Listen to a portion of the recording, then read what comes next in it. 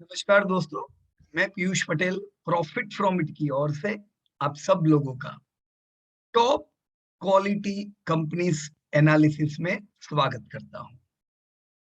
दोस्तों, पहले हम लोगों ने इकोनॉमी समझना सीखा, फिर हमने ग्रोइंग इंडस्ट्री जानना सीखा और लास्ट 2 वीक से आप सब लोग मिलके कुछ अच्छी कंपनियां ढूंढने का प्रयत्न कर रहे हो अलग अलग इंडिया के सेक्टर्स में से। तो मुझे पूरी उम्मीद है कि ये जो 2 वीक है ये जबरदस्त अपग्रेडेशन देंगे लर्निंग को। दोस्तों, अब तक ज्यादातर लोगों ने सिर्फ कुछ वेबसाइट से डेटा चेक किए होते हैं। लोग जाते हैं, रिटर्न ऑन इक्विटी देखते हैं,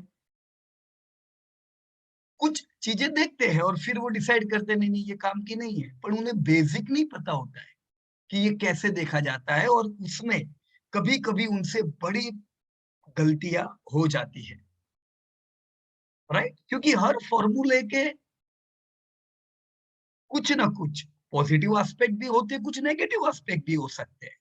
राइट, तो लास्ट वीक आप लोगों ने अलग अलग इंडस्ट्री में काम किए and see here we have majority of the industries.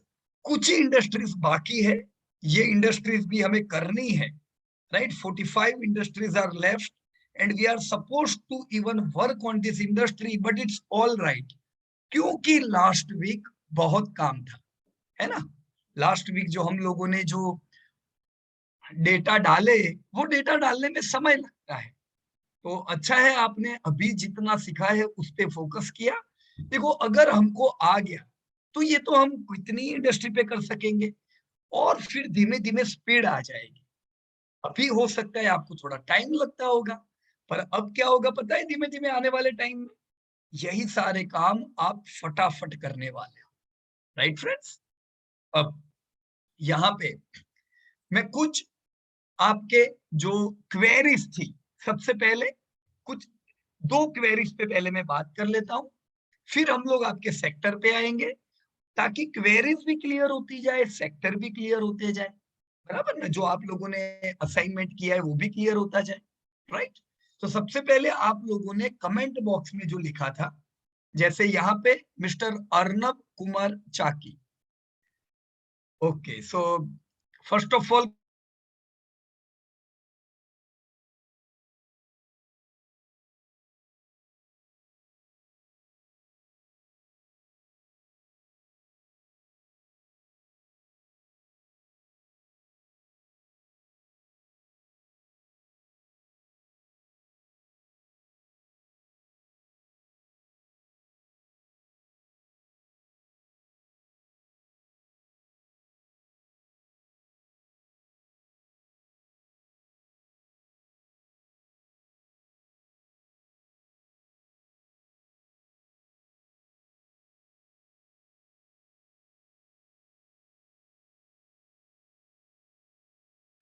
I was. 1 second, friends. There is some internet issue. We will start the meeting again within few minutes. Kindly stay connected. Thank you.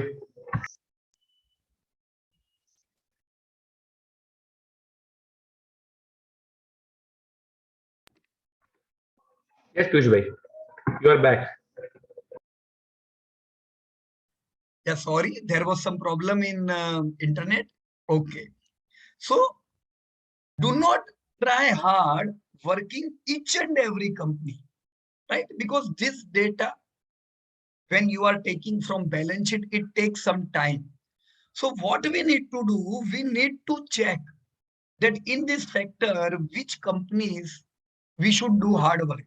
For example, here in this sector, I can see that Gujarat Gas and Reliance, these two are the companies where we need to do some hard work because they are having sufficient market cap. They are having good sales. For example, Gujarat Gas is having around 10,000 crore turnover, 1,300 crore profit. And your Reliance, here you have written, I think for standalone data, we need to write down total data, consolidated of even Reliance and even their profit. No need to worry. But these two companies, only check for two companies. right? Because if we will do the same work on all the companies in sector, it will consume too much time. First of all, select the companies that where I need to work hard. आप में से बहुत से लोगों ने ऐसे sector में काम किया होगा जहां पे 100 कंपनियां है।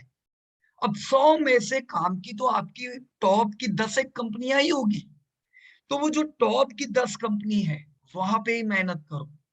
नीचे की जो 90% है वहां पे काम करने का जरूर नहीं है। So how we will select where to do hard work and where to not. धंधा देखो, मार्केट कैप देखो कि मार्केट कैप और सेल्स, ये दोनों चीजों से कम आपको पता चलेगा who are the leaders. Then go more depth और इनसाइड जाइए और उनका इंडिकेटर देखिए, राइट? देखो सबसे पहले क्या था, सेल्स। इससे हमें क्या पता चलती है, leadership, right? So I check sales along with market cap, ये दोनों चीजों से हमें लीडरशिप पता चलती है, right? Then we will check profitability ratio. तो प्रॉफिटेबिलिटी के लिए हम क्या देखेंगे, प्रॉफिट मार्जिन। तो यहाँ पे प्रॉफिट मार्जिन, ओके, फॉर्मूला में प्रॉब्लम है। देखो मैं सीधा क्या कर रहा हूं, is equal to net profit divide by total sales, these are sales. तो ये आ गया 12% margin. Control C and control V, हो गया, राइट? तो यहाँ पे मुझे लग रहा है Reliance and Gujarat Gas, this both are having sufficient margin, they are not bad in the terms of margin, but this company with 35% margin, and that is deep. See, instead of, despite their great margin, we will not check this company. Why? Because the company with 200 crore turnover, 63 crore profit, we could not compare them with Gujarat Gas or even Reliance. इनका कद इतना छोटा है कि पहले इनको धंधे पे फोकस करना चाहिए, राइट? सो आप नहीं लोगे तो भी चलेगा, इन पे मेहनत करने का कोई जरूर नहीं है, राइट? धंधा नहीं है, सिर्फ मार्जिन काम नहीं लगेगा, ओके? इसके साथ हमने मार्जिन देखे, मार्जिन के साथ और एक रेशियो है जिसे हम कह सकते हैं प्रॉफिटेबिलिटी का रेशियो, या आप उसे लिक्विडिटी रेशियो भी कह सकते हो, एंड दैट इज आईसीआर। तो देखो पूरी रिदम पता चली कैसे देख रहा हूं मैं। पहले मैंने क्या देखा, sales and profit, market cap leadership के लिए। फिर प्रॉफिटेबिलिटी जानने के लिए मैंने मार्जिन एंड आईसीआर चेक किए, तो ये मुझे प्रॉफिटेबिलिटी पता चली। कोई भी सेक्टर में इतना चीज करने से कम हमें पता चलेगा कि अब मैं बैलेंस शीट किसकी ओपन करूं, बराबर ना Anup ji? Okay sir, okay. देखो ये चीज करने के लिए बहुत मेहनत नहीं है, राइट? पर बैलेंस शीट ओपन करेंगे, ये सब डेटा डालेंगे, उसमें टाइम लगता है। तो हमने सिलेक्ट करना है इतनी चीजों से कि कहाँ पे काम करें। Done sir? Right sir, right. Okay, लेकिन आपकी जो क्वेरी थी वो भी मैं क्लियर कर देता हूँ कि आपको total equity and total liability of Gagan Gas you were not able to find out, right? मिलना तो चाहिए ही अर्नब जी हर एक कंपनी का, पर अगर नहीं मिल रहा है, लेट मी सी क्या प्रॉब्लम है, किधर है गगन? देखो कितना टर्नओवर कर रहा है, 2 करोड़ टर्नओवर, 2 करोड़ है ना यार? जाने दो, इसको कुछ करो ही नहीं, बराबर ना? बट लेकिन सर ये अपना ये हाँ, इसमें बहुत कंफ्यूजन है, मतलब ये फाइनेंशियल रिपोर्ट करते हैं तो उसमें काफी कंफ्यूजन है, सभी रिपोर्ट में अलग अलग टाइप का लिखा हुआ है, राइट? आज हम just for my knowledge I want to know the for Gagan Gas how to find total equity. चलिए हम लोग यहाँ पे प्रयास करते हैं। मैं यहाँ पे गगन गैस ओपन किया, राइट? मैं जाता हूं सीधे सीधा, देखो ये जीएसएम स्टेज 1 में भी है, राइट? जरूरी नहीं है बुरा है, पर कुछ प्रॉब्लम भी हो सकता है, इसको डिटेल में देखना चाहिए। जीएसएम स्टेज 1, या ये बीएससी ने अलग अलग स्टेजेस दिए हुए, देखो मैं इसको क्लिक करूंगा तो मुझे इसका इंफॉर्मेशन भी मिल रहा है, ये आपको अलर्ट दे रहा है कि इनको सर्वेलियंस मेजर में रखा हुआ है, ओह, राइट। तो मतलब थोड़ा ध्यान रखना चाहिए। अभी वैसे भी देखो हम ये सब कंपनी करने वाले नहीं है, but still just for the basis of research में यहाँ हम लोग देखते हैं, राइट। तो मैं यहाँ एनुअल रिपोर्ट 2021 का ओपन किया और मैं सीधा चला जाता हूँ बैलेंस शीट पे। तो मैंने कंट्रोल एफ किया एंड यहाँ पे तो कंसोलिडेटेड और कुछ होगा ही नहीं होगा ही मेरे नहीं। ख्याल से, क्योंकि 2 करोड़ के धंधे में कहाँ कंसोलिडेटेड और स्टैंड अलोन, राइट। देखिए ये ओपन होगी सर बैलेंस शीट। या इसमें हमारे काम का डेटा क्या है sir? Everybody, I will request everyone to focus here. हमें जो चीज पे फोकस करना है, number 1 thing is this equity share capital. ये आपको हर जगह आता है, right. So equity share capital हो, पेड अप कैपिटल हो, this all things are same, right. अब ये इन्होंने लिखा है रुपीस में, राइट, मतलब ना मिलियन में फिगर है ना करोड़ में है। तो ये कितना हुआ? 4 करोड़ 51 लाख 85,000, राइट सर। तो यस देखो इक्विटी में आपने बिल्कुल सही लिखा है 4.5, डन। लेकिन दूसरी सर मेरे को फिगर चाहिए अदर इक्विटी। माइनस क्यों लिखा हुआ है वहां पे? या ये नेगेटिव है ना। मतलब उसका मतलब क्या है? मतलब माइनस मतलब ये हाँ, दिया है इसका क्या? मतलब है कि ये कंपनी बरसों से लॉस कर रही है और इन्होंने सारा पैसा खाली कर दिया है। ये नेगेटिव रिजर्व है सर। खाली कर दिया नेगेटिव मतलब बाय बैक कर लिया है क्या है? मतलब नहीं नहीं खाली? नहीं, कंपनी के पास पैसा ही नहीं है सर। ओ देखो 2 प्रकार के केस होते हैं। कुछ हाँ हाँ मेजोरिटी ऑफ द कंपनीज कैसी होती है, जो चलो बहुत अच्छा नहीं कमा रही होती है, तो उनके पास जो इक्विटी होता है, जब कंपनी चालू किया तो 4.5 करोड़ रुपीस प्रमोटरों ने डाला। ये राइट इनिशियल इन्वेस्टमेंट है, राइट। कम से राइट कम ये होता है कंपनियों के पास, इतना तो रहेगा रिटेन अर्निंग में, अदर इक्विटी में। जैसे जैसे कंपनी आगे बढ़ेगी, जो प्रॉफिट आएंगे कंपनी के, डिविडेंड बांटने के बाद जो पैसा बचेगा वो किधर आएगा सर? इधर आएगा, अदर इक्विटी में। अच्छा अच्छा तो नॉर्मल केस में ये धीमे धीमे बढ़ना चाहिए, राइट ना। राइट सर बहुत कंपनियों में हमने देखा कि 100 गुना 500 गुना आज भाव हो गए। उन्हीं कंपनियों के 100 गुना 500 गुना भाव होते हैं जो कंपनियों की इक्विटी तेजी से बढ़ती है, राइट। राइट क्योंकि आपका और मेरा हक इस इक्विटी पे खाली है, ये हमारी वैल्यूएशंस बताता है, right. Right sir right dividend मिला वो तो कैश में मिल गया, पर जो डिविडेंड नहीं मिला वो पैसा इधर आया, वो भी हमारा ही है ना, ओके राइट। ओके तो इससे बुक वैल्यू बनती है और उससे भाव बनता है। तो आपकी जो वेल्थ क्रिएटर कंपनियों की इक्विटी बहुत बढ़िया होती है, राइट। और उसका विपरीत कुछ कंपनियां होती है जो कभी प्रॉफिट करती नहीं है, लॉस करती रहती है। एक समय आता है जब इक्विटी जीरो हो जाती है, टोटल इक्विटी, और एक उससे भी बुरा समय कि कंपनी नेगेटिव इक्विटी में होती है। So that's not good thing, right. अब आपने यहाँ लिखना है -3.5 अदर इक्विटी। कहाँ गया आपका अदर इक्विटी का डेटा?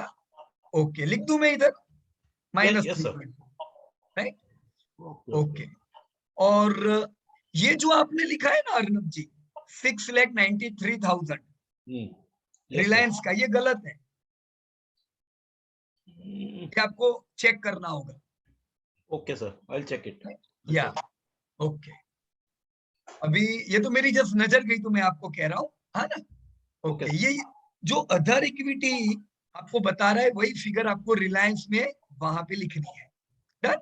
ओके सर ओके तीसरी चीज कौन सी है इंपॉर्टेंट हमारे लिए? बोरोइंग, बोरोइंग्स है ना। तो देखो कंपनी पे इतनी छोटी कंपनी है पर बोरोइंग कितना है? 2 करोड़ का बोरोइंग, सॉरी 19,35,000, 19 क्या मतलब 0.20 मैं लिख सकता हूँ यहाँ पे बोरोइंग में। कहाँ गया बोरोइंग का डेटा आपका? ओके, 0.2 करोड़, है ना, 20 lakh, done sir. Yes sir okay, तो बोरोइंग का डेटा आ गया। इनकी लीज लायबिलिटी भी काफी बड़ी है, 4.6 करोड़ लीज लायबिलिटी। तो ये भी बहुत ही बड़ी है इनकी, 4.6 करोड़। तो कंपनी जो है वो पूरी लायबिलिटी से भरी हुई है, राइट। इसीलिए जनरली हम पहले से कहते हैं ये जितनी भी आप नीचे के लेवल की कंपनियों में जाओगे ना, ऐसे ही केस आएंगे सब। Okay sir. इसीलिए अपस्ट्रीम में रहो, बराबर। जो टॉप लेवल की कंपनियां हैं वो बड़ी बनती है, उनके कुछ कारण है, right sir. Right sir, right. Okay, तो हमने यहाँ पे अदर इक्विटी बोरोइंग के डेटा डाले, और शैलेश भाई को लगता है इसी चीज में कुछ क्वेरी है। यस शैलेश भाई कहिए, या आप अनम्यूट कर सकते हो शैलेश भाई। हाँ, टोटल इक्विटी जो थी, बराबर, आपने अदर इक्विटी जो है वो टोटल इक्विटी में लिखी। एक मिनट, बर देखो, टोटल इक्विटी, राइट। हाँ, टोटल इक्विटी में क्या करेंगे पता है, मैंने, सही बात है आपकी, अदर इक्विटी लिखी है लेकिन अदर इक्विटी नहीं आएगी, बराबर ना। Is equal to equity minus plus minus 3.5, ये हुई आपकी अदर इक्विटी, बराबर। टोटल इक्विटी, बराबर। अब उसमें वही बोल रहा। हाँ, अगर right? समझो कि वहां पे ये तो माइनस है, अगर प्लस है तो हाँ, equity share capital plus other equity, वो दोनों का हाँ, टोटल यहाँ पे आएगा ना, टोटल दोनों का इक्विटी में। टोटल आएगा, सही बात है आप, बराबर। राइट। हम्म। Okay, done. तो चलिए शैलेश भाई और अर्नब जी, यहाँ पे आप रिलायंस के भी थोड़े डेटा सुधार लीजिएगा, जिससे रिलायंस का एकदम प्रॉपर हमें एनालिसिस मिले। मैं यहाँ पे जस्ट आपके डेटा की सुविधा के लिए मैं यहाँ पे ओपन कर रहा हूं, और आप लोग कमेंट बॉक्स में कहिएगा कि यहाँ पे जो डेटा लिखा है प्रॉपर है कि कुछ उसमें प्रॉब्लम है। अगर प्रॉब्लम नजर आए तो बताइएगा, राइट। मैं सबसे पहले यहाँ पे इनकम स्टेटमेंट ओपन करना चाहूंगा, राइट। देखने दो मेरे को।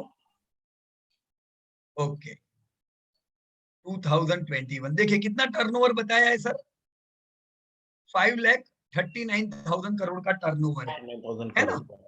और Yes, हमने लिखा है यहाँ पे 2.6 लाख करोड़ का, राइट।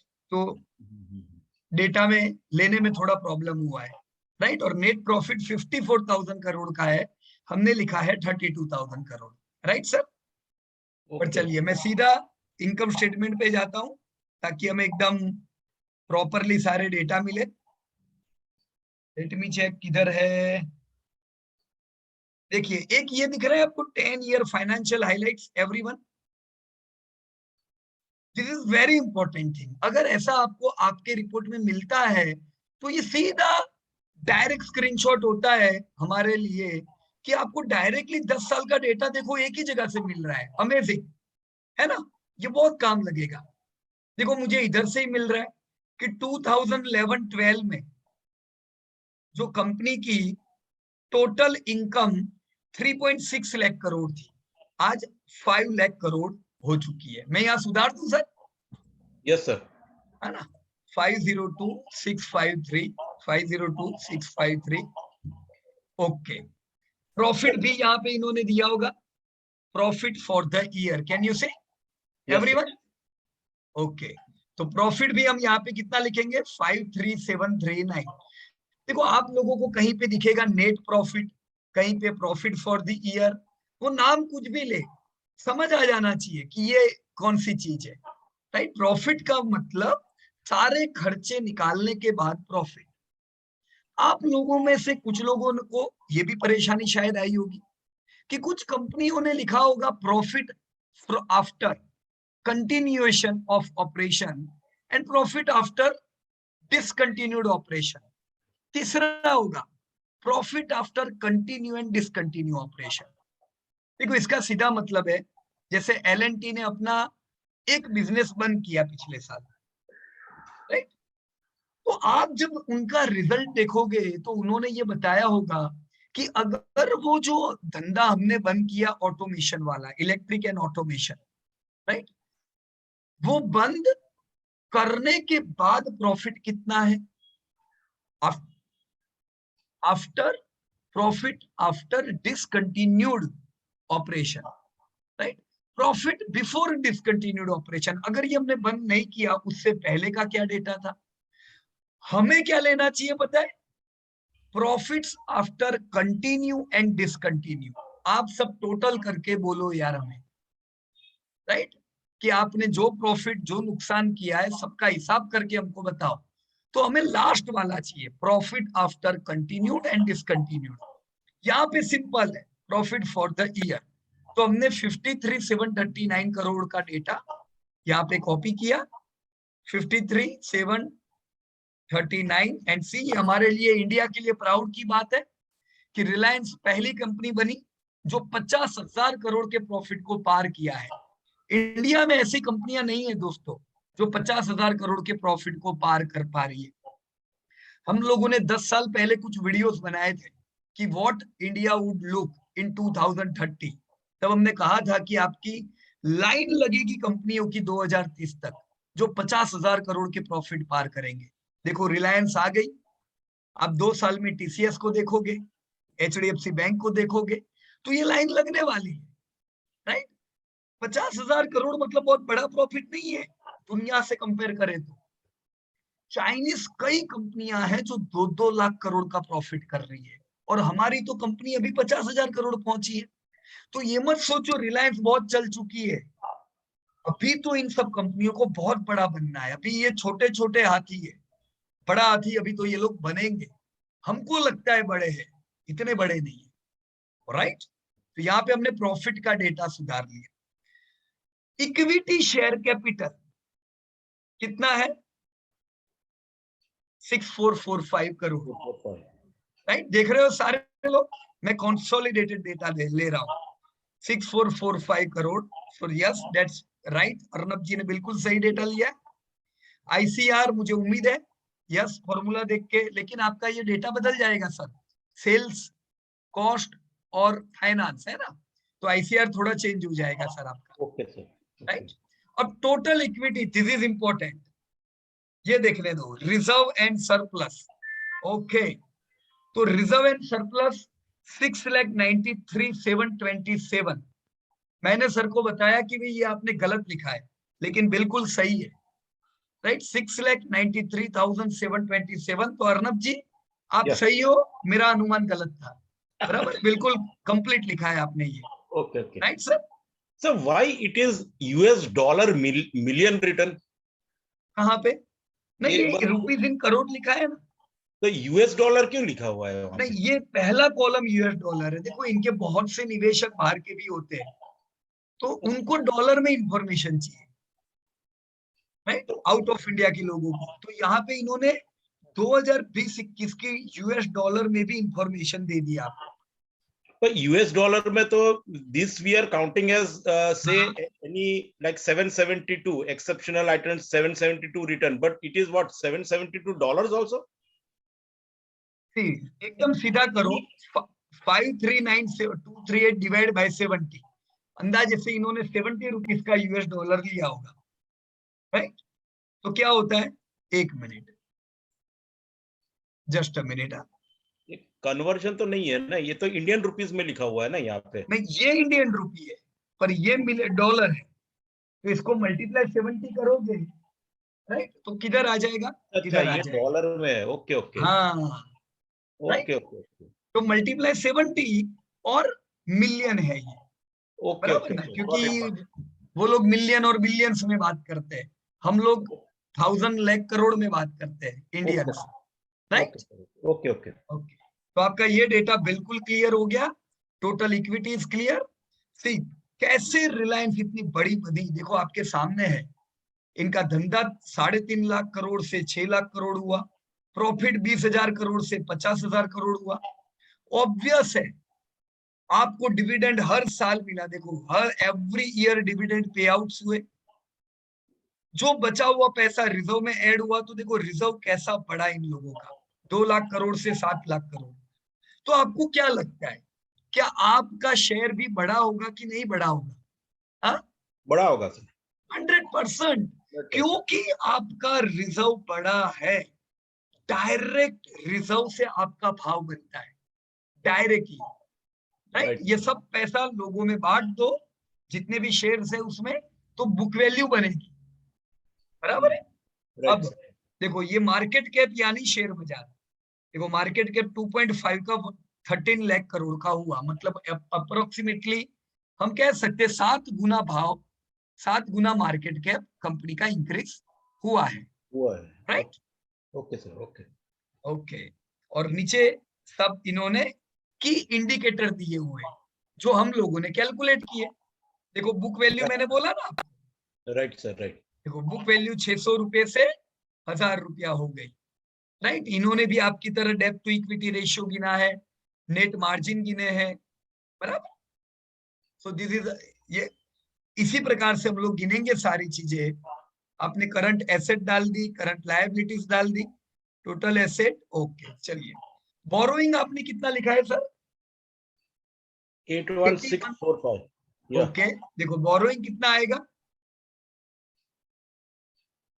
यहाँ पे इन्होंने बोरोइंग का डेटा नहीं दिया है, इसके लिए हमको बैलेंस शीट में जाना ही पड़ेगा। बैलेंस शीट में जाना पड़ेगा सर। यस यस, हम लोग वो देख ही लेते हैं फिर आगे बढ़ते हैं, राइट।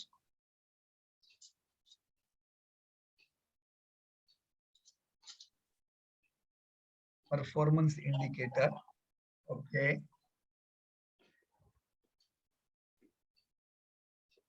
consolidated balance sheet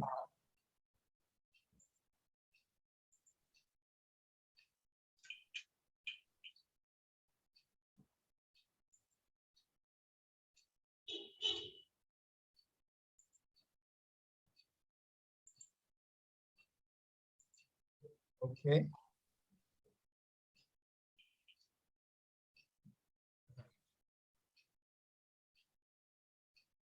ये है इनकम स्टेटमेंट,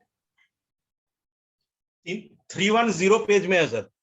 अरे थैंक यू। 310 यार आ गया मैं, 310 नहीं 230 पेजेस है ना ये तो। नहीं सर, 310 है। अच्छा, और यहाँ पे पेज तो 230 इन्होंने लिखे हुए टोटल पेजेस। सर ये 2 शीट बता रहा है, 150 यू कैन ट्राई। अच्छा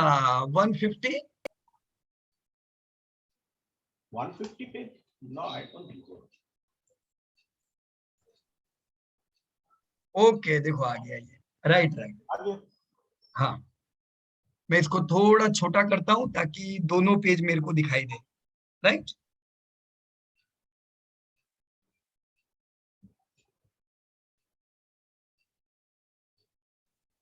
हम लोग सबसे पहले पेज पे चले जाते हैं बैलेंस शीट के, राइट, क्योंकि हम ये सारी डिटेल से पहले हमको,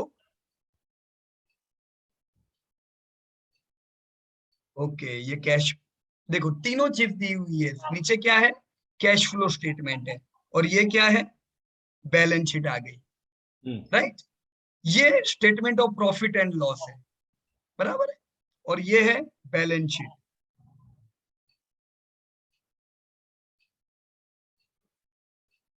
ये जो डेटा है ये, मैं इसको थोड़ा बड़ा कर देता हूं, राइट।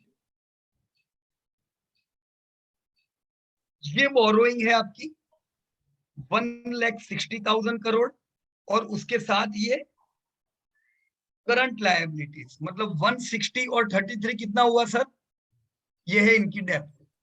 सर ये बोरोइंग, ये 4014 नहीं लेना है इधर।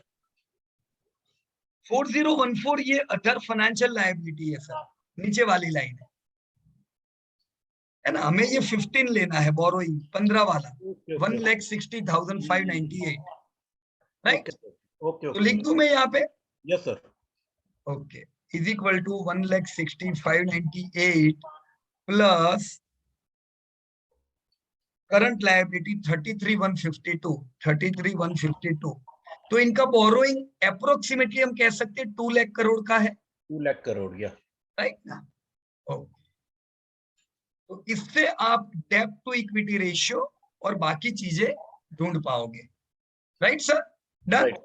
right. ओके देखो अभी इनका जो रिटर्न ऑन इक्विटी पहले आपका अलग आ रहा था, अभी 8% रिटर्न ऑफ इक्विटी आ रहा है, राइट। पहले सिर्फ 4% दिख रहा था, इसलिए मैंने कहा कि कुछ गलत है, लेकिन प्रॉफिट आपने गलत लिखा था ना, इसलिए रिटर्न ऑन इक्विटी कम बता रहा था, कम बता रहा राइट। था।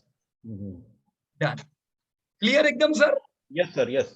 ओके देखो ये प्रैक्टिस लगेगा, थोड़ा प्रैक्टिस अलग अलग कंपनी पे करोगे ना, फिर आपकी आंख सीधी वहीं पे जाएगी जो आपको ढूंढना है। डन।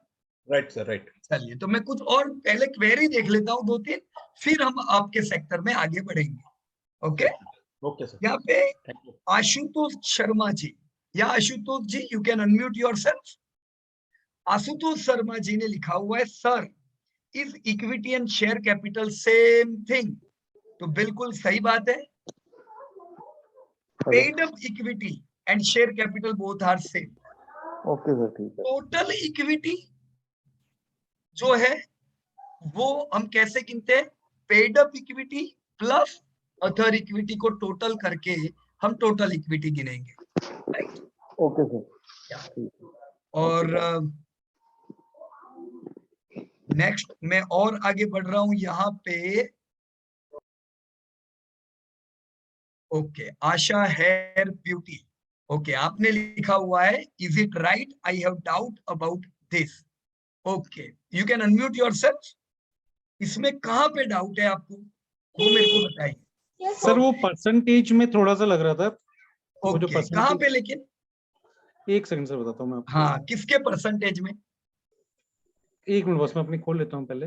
ओके ओके अच्छा डेटा बनाया है बाकी आपने, राइट। देखो स्पेशलिटी रिटेल ये बहुत ही इंपॉर्टेंट सेक्टर है दोस्तों, आप में से जितने भी लोग मीटिंग में हैं आप सबका ध्यान होना चाहिए, क्योंकि स्पेशलिटी रिटेल डेवलपिंग कंट्री में ग्रो करता है, राइट। देखो यहाँ पे ट्रेंट एक काम की कंपनी है, सबसे बड़ा मार्केट कैप, और पीवीआर आइनॉक्स ये दो मल्टीप्लेक्स की सबसे बड़ी कंपनी। सर ये डेप्ट, या कहिए सर। ये सर ये डेप्ट इक्विटी रेशियो है ना सर, ये परसेंटेज में रहेगा या मतलब किस में रहेगा? ओके बढ़िया, बहुत ही अच्छा सवाल है आपका।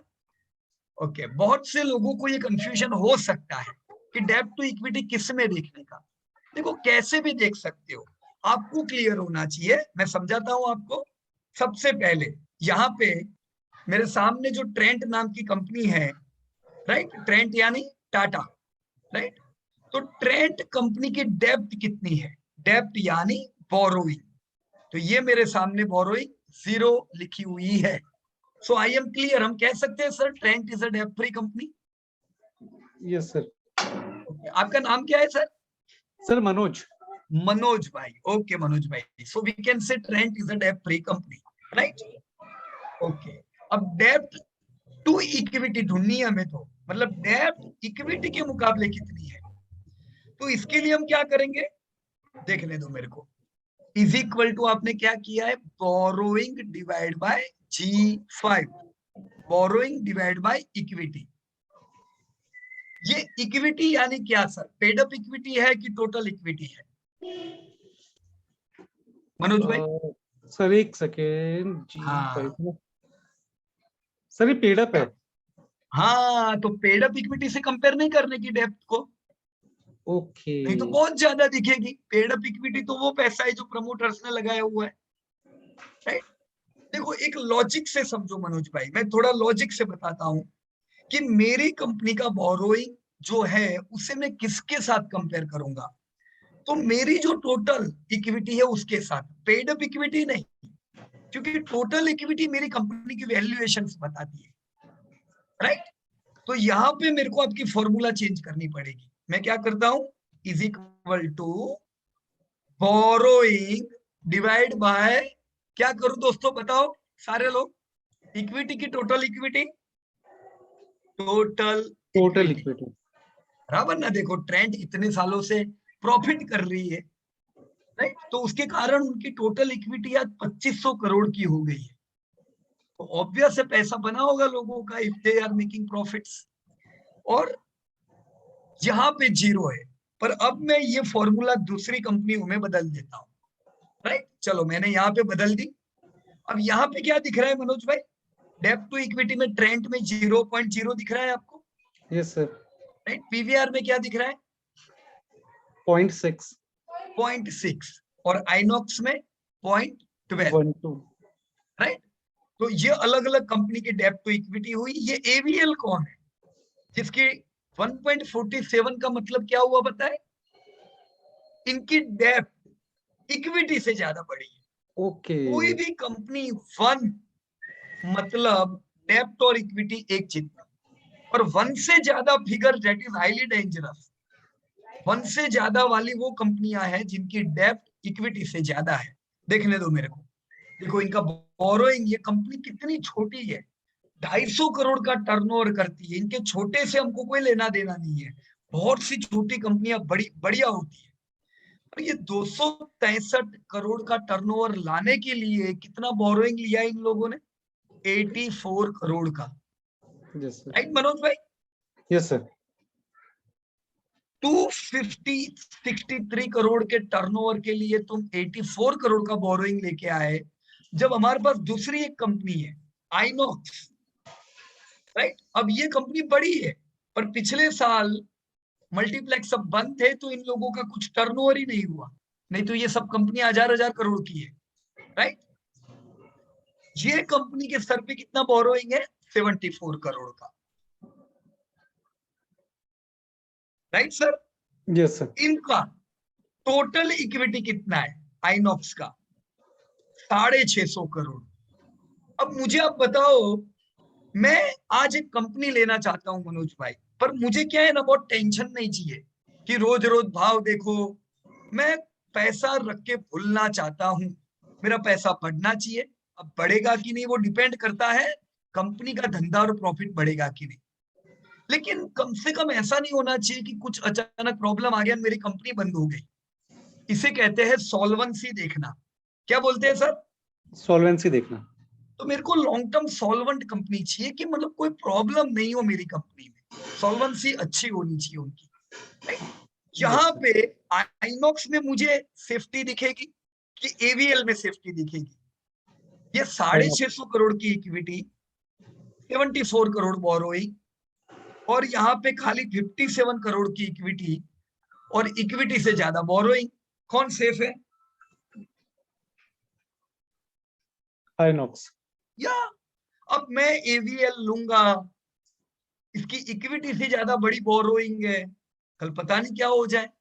मैं आपको नेगेटिव नहीं कर रहा हूं, लेकिन मैं जिंदगी में कभी भी ऐसी कंपनियां नहीं लूंगा जहां मुझे रिस्क दिखाई दे, राइट। अब ये कंपनियां भी चलती है जब शेयर बाजार चलता है, तब हमें स्मार्ट होना है कि हर चीज के पीछे ना भागे। हमें देखना है रिस्क किधर है, उससे दूर रहे, राइट। जनरल केस में 0.60 से ज्यादा जिनका डेब्ट टू इक्विटी रेशियो हो, कितना मैं बता रहा हूं सर? 0.60, वो ज्यादा डेब्ट हुआ, राइट। यस सर, क्योंकि 0.6 से जितना और ज्यादा आगे बढ़ेगा, 0.7, 0.8, इसका मतलब क्या लॉजिकली? तुम्हारा जितना जिंदगी भर का कमाई है उतना बोरोइंग बढ़ता जा रहा है। So that is not good, बराबर कि नहीं? जिंदगी भर का कमाई मतलब retained earning, total equity, yes right sir. Yes sir, logically समझ में आ गया? यस सर, ओके, अभी मैं इसको परसेंटेज में बदल देता हूँ, राइट। देखो मैं क्या करता हूँ पता है मनोज भाई, मैं इसको परसेंटेज में ही रखता हूँ ताकि मेरे को ओके, पता चले कि परसेंटेज वाइज कौन सी कंपनी की बोरोइंग डेब्ट के मुकाबले कितनी है। ये मेरे को थोड़ा इजी लगता है जब मैं परसेंटेज वाइज समझता हूँ, यस, राइट। कि ये जो कंपनी है 150% मतलब बोरोइंग इक्विटी से 50% और ज्यादा बढ़ा है, और ये सब कंपनियां सेफ है, और सबसे सेफ ट्रेंड है। Done sir? Yes sir. Sir एक चीज और पूछना था कि या, शंकरा बताइए। जो है वो, शंकरा सर वो बिल्डिंग का मटेरियल सप्लाई करता है, राइट। फिर भी स्पेशलिटी रिटेल में आएगा? देखो ये जो है वो सिर्फ क्या है पता है? जैसे ट्रेंड क्या है, क्या ट्रेंड कपड़ों को मैन्युफैक्चर करता है सर? No sir. वो एक रिटेलर है सर, यस, राइट। उन्होंने अलग अलग जगह शोरूम खोल के रखे हैं, और वो शोरूम से कौन लेके, हम सब लोग जाके B2C कहते हैं, ये डायरेक्ट कस्टमर जाके माल लेते हैं, बराबर की नहीं? तो वो दूसरों से खरीदते हैं, वैल्यू एडिशन कर सकते भी है, करते नहीं भी होंगे। माल लिया, अपने शोरूम के द्वारा आगे पहुंचाया। अब शंकरा की प्रोडक्ट अलग है, पर इनका भी काम तो वही है। इन्होंने माल लिया, राइट, और इन्होंने वैल्यू एडिशन नहीं किया। ये कोई मैन्युफैक्चरर नहीं है। JSW स्टील, टाटा स्टील, ये लोग आयरन एंड स्टील मैन्युफैक्चर करते हैं, राइट, पर शंकरा नहीं करता है। शंकरा माल लेके खाली बेचता है। तो इसको इन्होंने स्पेशलिटी रिटेल में रखा हुआ है। Okay sir, right, yes sir. तो क्या कहते हो शंकरा के बारे में? कैसा है सब गंदा पानी? सर शंकरा ठीक लग रहा है, अच्छा लग रहा है मतलब। राइट, देखो ये जो ट्रेंड है ना, इसके जैसा ये सेक्टर में कोई नहीं। यस सर, क्यों बताओ? सेल्स इनका जबरदस्त है ना, डेप्ट बिल्कुल है नहीं, तो वो टेंशन नहीं हमें अभी डेप्ट का, राइट। प्रॉफिटेबिलिटी कंपनी की बरसों से अच्छी है, और पिछला साल सर बहुत बुरा था, क्योंकि हम लोग घर के खाने की चीजें तो खरीदते थे, पर पिछले साल डिस्क्रिशनरी आइटम नहीं खरीदते थे। तो पिछले साल पूरे चांसेस थे ट्रेंड के लॉस करने के, फिर भी ये थोड़ा तो थोड़ा प्रॉफिट करके निकल गया। अभी ये बहुत जरूरी है सर कि आपकी कंपनी प्रॉफिट करे बुरे समय में। क्यों पता है? क्योंकि मुझे दो फायदे हुए अगर इसने पिछले साल प्रॉफिट किया। एक तो भले थोड़ा प्रॉफिट किया, पर मेरा डिविडेंड कंटिन्यू रहेगा, गैप नहीं होगी। मतलब मेरी कंपनी ने कमाई की तो मेरी इनकम चालू है। ये कब पता चलेगा? जब हम रिटायर हो जाएंगे। दूसरी चीज, इसने लॉस नहीं किया तो मेरी इक्विटी कम होगी सर। Yes sir. अगर ये लॉस करता मान लो 100 करोड़, तो हम तो बोलते कोई बात नहीं, चलो ट्रेंड बुरा साल था, लॉस किया, पर मेरी इक्विटी कम हो जाती। कितनी कम होती पता है? जितना लॉस करता है, राइट। पर ये केस में आप देखो तो ट्रेंड ने पिछले साल उनकी इक्विटी कम हुई कि बड़ी होगी? टोटल इक्विटी बड़ी होगी सर। या तो मतलब इतने बुरे समय में भी मेरा वैल्यूएशन डाउन नहीं हुआ। और क्या चाहिए सर? तो अभी जैसे अच्छा समय आएगा, लॉकडाउन खुलेंगे, ये वापस दौड़ने लगेगा और हर साल कैश फ्लो चालू हो जाएगा। 500 करोड़ मेरी इक्विटी में बढ़ने लगेंगे, तो मेरे शेयर को चलना ही है। कोई सट्टा पट्टा शेयर बाजार में नहीं होता है, सब एकदम प्रॉपर डेटा के हिसाब से होता है। जिसका इक्विटी बढ़ता जाएगा उसको चलने से रोक नहीं सकता है, इसका इक्विटी घटता जाएगा वो बेचारा कैसे चलेगा? Right sir? Yes sir. Okay, so हमने कुछ 2-3 क्वेरीज यहाँ पे क्लियर की है, एंड बाकी की क्वेरीज हम ले उससे पहले हम कुछ सेक्टर वापस देख लेते हैं। यहाँ पे संदीप भाई ने हैंड रेज किया हुआ है, so let me talk with Sandeep भाई। यस संदीप जी कहिए। Good evening Piyush ji. या good evening Sandeep ji.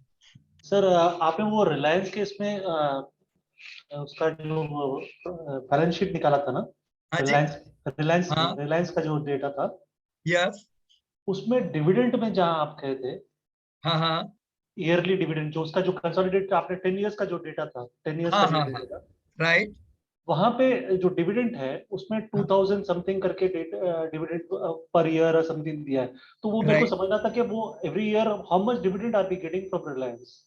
Okay. देखो दो जगह है देखने की, हम सीधा यहां से भी देख सकते हैं कॉर्पोरेट एक्शन। मैं कॉर्पोरेट एक्शन में गया और मुझे यहां से पता चला कि लास्ट ईयर इन्होंने कितना डिविडेंड दिया सर 2021 में। ये 2021, राइट, 7 रुपया जून में दिया। मतलब ये कब दिया होगा पता है संदीप भाई? जी, पिछला पूरा साल मार्च में खत्म हुआ, राइट। और फिर एजीएम में इन्होंने अनाउंस किया चलो इस साल हमने इतना प्रॉफिट किया तो 7 रुपीज हम लोग आपको डिविडेंड देंगे, राइट। ये लोग हर साल 6.5, उससे पहले के साल 6.5, उससे पहले 6, ये हर साल कुछ ना कुछ डिविडेंड हमें देते जा रहे हैं, राइट। अब ये कितना है ये जानने के लिए हमें क्या करना पड़ेगा? देखो मैं पिछले साल का फाइनेंशियल स्टेटमेंट ओपन करता हूं, और कंसोलिडेटेड में जाके मैंने ईपीएस देखा। कौन सा ईपीएस देखूं संदीप भाई? कंटिन्यू ऑपरेशन कि डिसकंटिन्यूड एंड कंटिन्यूड ऑपरेशन वाला? डिसकंटिन्यूड एंड कंटिन्यूड ऑपरेशन या सब हिसाब मिलके कंटिन्यू डिसकंटिन्यूड सब करके 76 रुपीज का सर पिछले साल का ईपीएस बना था, राइट? ओके। मतलब पूरी कंपनी के पास हो सकता है 50,000 करोड़ का प्रॉफिट आया, पर मेरे लिए कितना महत्व है? 76 रुपीज का मेरे एक शेयर पे ईपीएस आया, राइट? 50,000 करोड़ कंपनी का सबका मिलके इंडिविजुअल लेवल पे 76 रुपीज का प्रॉफिट। एम आई राइट संदीप भाई? जी। इसमें से इन्होंने कितना डिविडेंड बांटा अभी हमने देखा? 7 रुपये। 7 रुपया। मतलब कितना डिविडेंड दिया इन्होंने? 76 पे 7 यानी ऑलमोस्ट 10%। 10% या है ना? तो लास्ट ईयर हमें इतना डिविडेंड मिला 76 में से 7 रुपीज। बाकी जो पैसा है वो किधर गया होगा? ये तो 76 में मेरे को तो 7 ही मिला मेरे बैंक में, तो 69 रुपीज अभी भी मेरा है, वो कहाँ जाएगा सर? वही नहीं मालूम। रिटेन्ड अर्निंग, हम लोग ये जो रिटेन्ड अर्निंग देख रहे हैं, जो अभी हमने 6.5 लाख करोड़ की देखी रिलायंस के केस में, राइट? वो क्या है? ये अदर इक्विटी क्या है सर? हर साल रिलायंस जो प्रॉफिट करता है उसमें से डिविडेंड बांटने के बाद जो पैसा बचता है वो ऐड होता रहता है अदर इक्विटी में, राइट? तो जितनी कंपनी ज्यादा प्रॉफिट करती जाएगी उतनी इक्विटी हमारी बढ़ती जाएगी सर। तो ये हमारी स्ट्रेंथ बताती है। Over the period of time क्या होता है? हर साल 20-30 हजार करोड़ के अगर प्रॉफिट ऐड होते गए तो हमारी ये टोटल इक्विटी बढ़िया बढ़ जाती है, राइट? अब ये हमारा ही पैसा है, ये रिफ्लेक्ट किधर होगा संदीप भाई? अदर इक्विटी में। हाँ, पर अदर इक्विटी का रिफ्लेक्शन किधर होगा? कोई ईपीएस का जो है उसमें आएगा, भाव में होगा संदीप भाई, अच्छा भाव में होगा। ओके। है ना? देखो हमें बहुत बार लगता है कि कुछ कंपनियां जबरदस्त चल रही होती है, कुछ कंपनियां धीमी चलती है, वो सब इन्हीं पे डिपेंड है। देखो कुछ कंपनियां, जैसे मैं आईटीसी बताऊं आपको, राइट? आईटीसी का पिछले 5 साल से बिल्कुल धंधा नहीं बढ़ रहा था, करेक्ट। सेल्स बढ़ ही नहीं रहा था उनका। हमने जब डिमांडिंग इंडस्ट्री देखी तब हमने ये चेक किया, राइट? अब धंधा बढ़ता नहीं था, पर वो जो इतना प्रॉफिट करते हैं वो पूरा बांट देते हैं डिविडेंड में। ओके। मतलब अभी रिलायंस में हमने देखा 76 का प्रॉफिट किया, पर डिविडेंड खाली आपको 7 रुपीज दिया, तो बाकी का रुपया कंपनी में आया ना। इसको कहते हैं कैश फ्लो रिच कंपनी। क्या कहते हैं संदीप भाई? Cash flow rich company. मतलब ये कैश काउ हुई, कंटिन्यू कैश कंपनी में भी आती जा रही है, आपके बैंक में भी आती जा रही है। आईटीसी के केस में एक ही तरफ कैश आ रही है। कहां पे कैश जा रही है सब? प्रॉफिट तो करती है आईटीसी, पर उन्होंने अगर पूरा रुपया डिविडेंड में बांट दिया तो कैश किधर चली गई? वो कस्टमर को बांट दिया एक्चुअली। हाँ, कस्टमर नहीं सर, नहीं सॉरी, इक्विटी होल्डर्स को बांट दिया, शेयर होल्डर को, है ना? मतलब हम सब में पैसा बढ़ गया। करेक्ट। अब हमें हमारे बैंक में इफेक्ट आ गई, राइट? पर उसकी भाव पे इफेक्ट आएगी क्या? प्राइस में इफेक्ट नहीं आएगा। नहीं, वो नहीं चलेगा ना। कैसे चलेगा? बहुत लोग कहते हैं ये चलता नहीं है। अरे कैसे चलेगा दोस्त? ना धंधा बढ़ रहा है, जो प्रॉफिट कर रहा है वो सब बांट रहा है। तो कुछ कंपनियां जो पूरा प्रॉफिट बांट देगी, हो सकता है भाव पे इफेक्ट ना आए, पर वो रिटायर्ड लोगों के लिए अच्छी कंपनी है, राइट? जी। पर हमें ग्रोथ नहीं दिखाई देगा वहां पे। क्लियर संदीप भाई? जी। Yeah. Ji Piyush ji. Okay. Okay. So thank you very much. And now I am moving towards individual companies.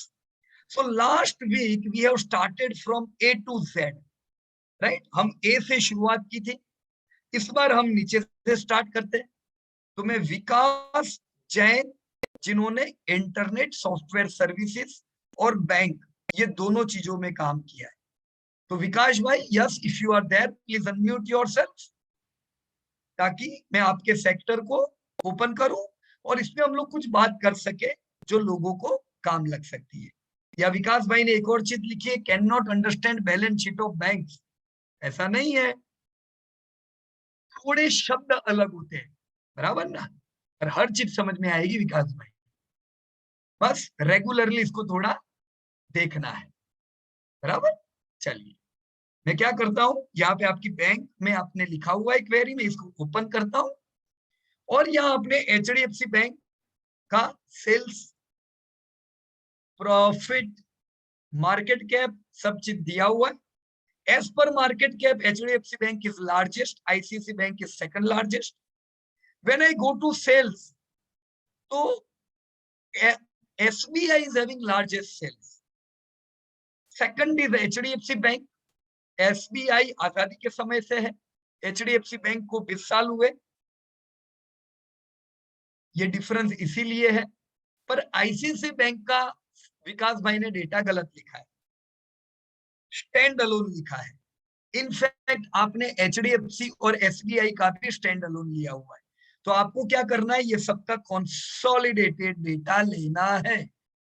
HDFC bank का कंसोलिडेटेड लोगे डेटा तो करीबन 1.5 लाख करोड़ आता है। आईसीआईसी बैंक भी 1.5 लाख करोड़ का धंधा करती है, राइट। तो पहले विकास भाई डेटा जो है इनकम स्टेटमेंट में से वो कौन सा लेंगे हम, let me write down, consolidated. आपने टोटल इक्विटी लिखी, टोटल एसेट्स, ये सब चीज तो बराबर है। बोरोइंग, दोस्तों बोरोइंग नहीं देखनी चाहिए बैंक में, क्योंकि बैंक का तो काम ही है, बैंक का धंधा क्या है।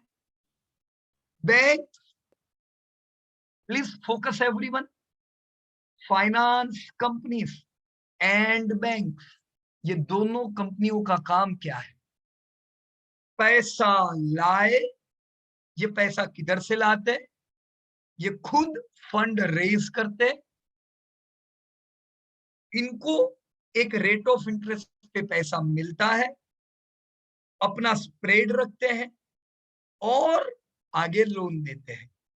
तो इनको पैसा मान लो 5% पे मिला, इन्होंने आगे 8% पे पैसा जाने दिया, तो ये जो 3% का जो स्प्रेड है ये इनका मार्जिन हुआ, उसी में से सब खर्चे निकलेंगे।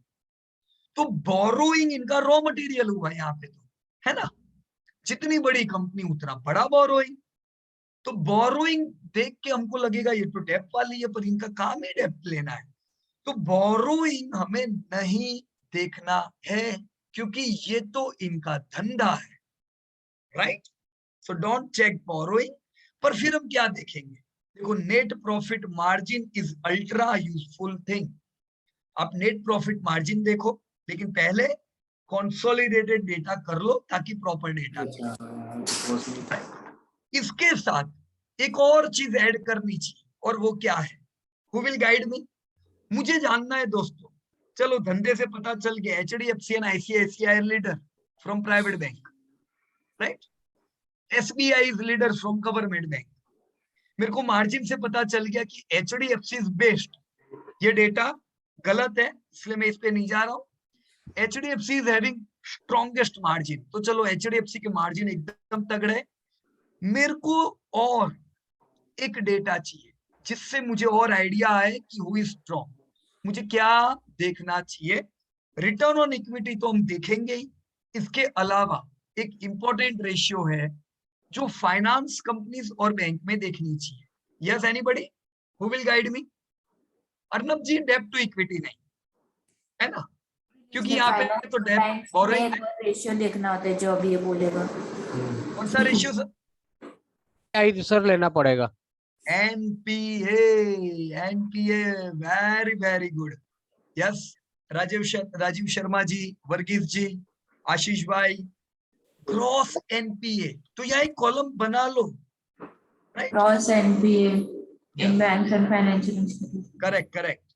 तो मैं यहाँ पे क्या करता हूँ, I am writing down here G NPA.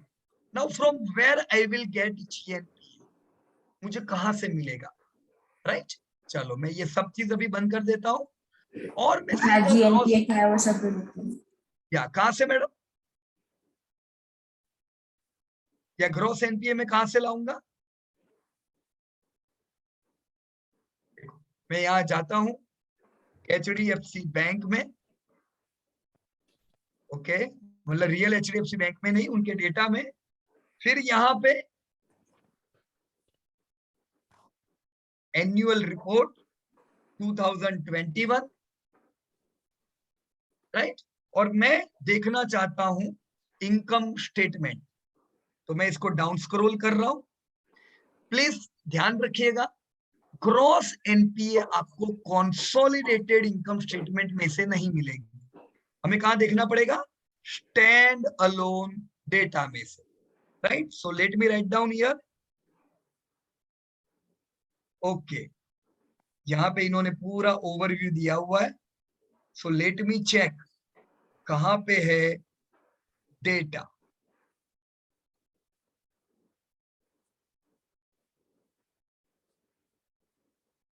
consolidated balance sheet, consolidated financials, and this is profit and loss account, standalone, right? तो मैं stand alone profit and loss account में चला गया, ये बैलेंस शीट है और ये प्रॉफिट एंड लॉस अकाउंट है स्टैंड अलोन, राइट। विकास भाई ने जो डेटा लिखा हुआ है वो जैसा मैंने बताया आप लोगों को स्टैंड अलोन है, देखो इसलिए इनका सेल्स 1.2 लाख करोड़ है जो इन्होंने लिखा हुआ है। हम सेल्स, प्रॉफिट, ईपीएस ये सब कौन सा लेंगे?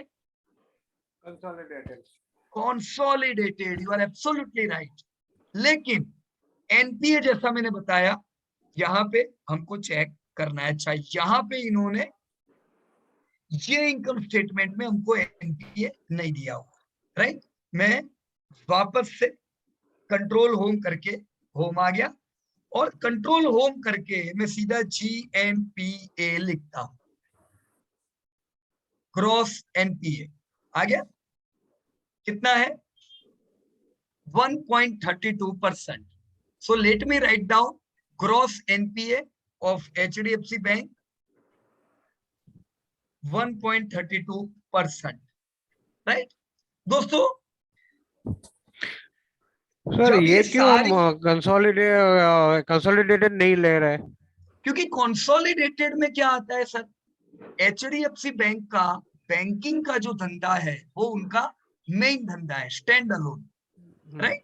पर उनकी दूसरी जो सब्सिडरीज है, जैसे स्टॉक ब्रोकिंग की जो कंपनी है HDFC की, वो HDFC बैंक की सब्सिडरी है, राइट।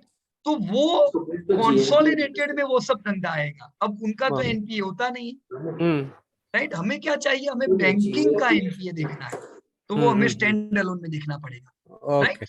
अब ये तो चलो फिर भी HDFC है, आप जब आईसीआईसी का डेटा देखोगे ना, नॉन परफॉर्मिंग असेट्स, तो यस आईसीआईसी के डेटा में आईसीआईसी बैंक स्टैंड अलोन है और life insurance, ICICI general insurance, ICICI AMC, ये सब बैंक की सब्सिडरी आती है, तो उनका डेटा बहुत वेरी करेगा, बराबर ना, राइट। तो यहाँ पे हमने एनपीए लिखी, ये एनपीए जरूरी है और मैं रिक्वेस्ट करूंगा विकास भाई को ये सब बैंक की लिखे, ईच एंड एवरी बैंक, जिससे पता चले कि अंदर क्या है, अंदर किसके लंग्स खराब है और किसके लंग्स स्ट्रॉन्ग है।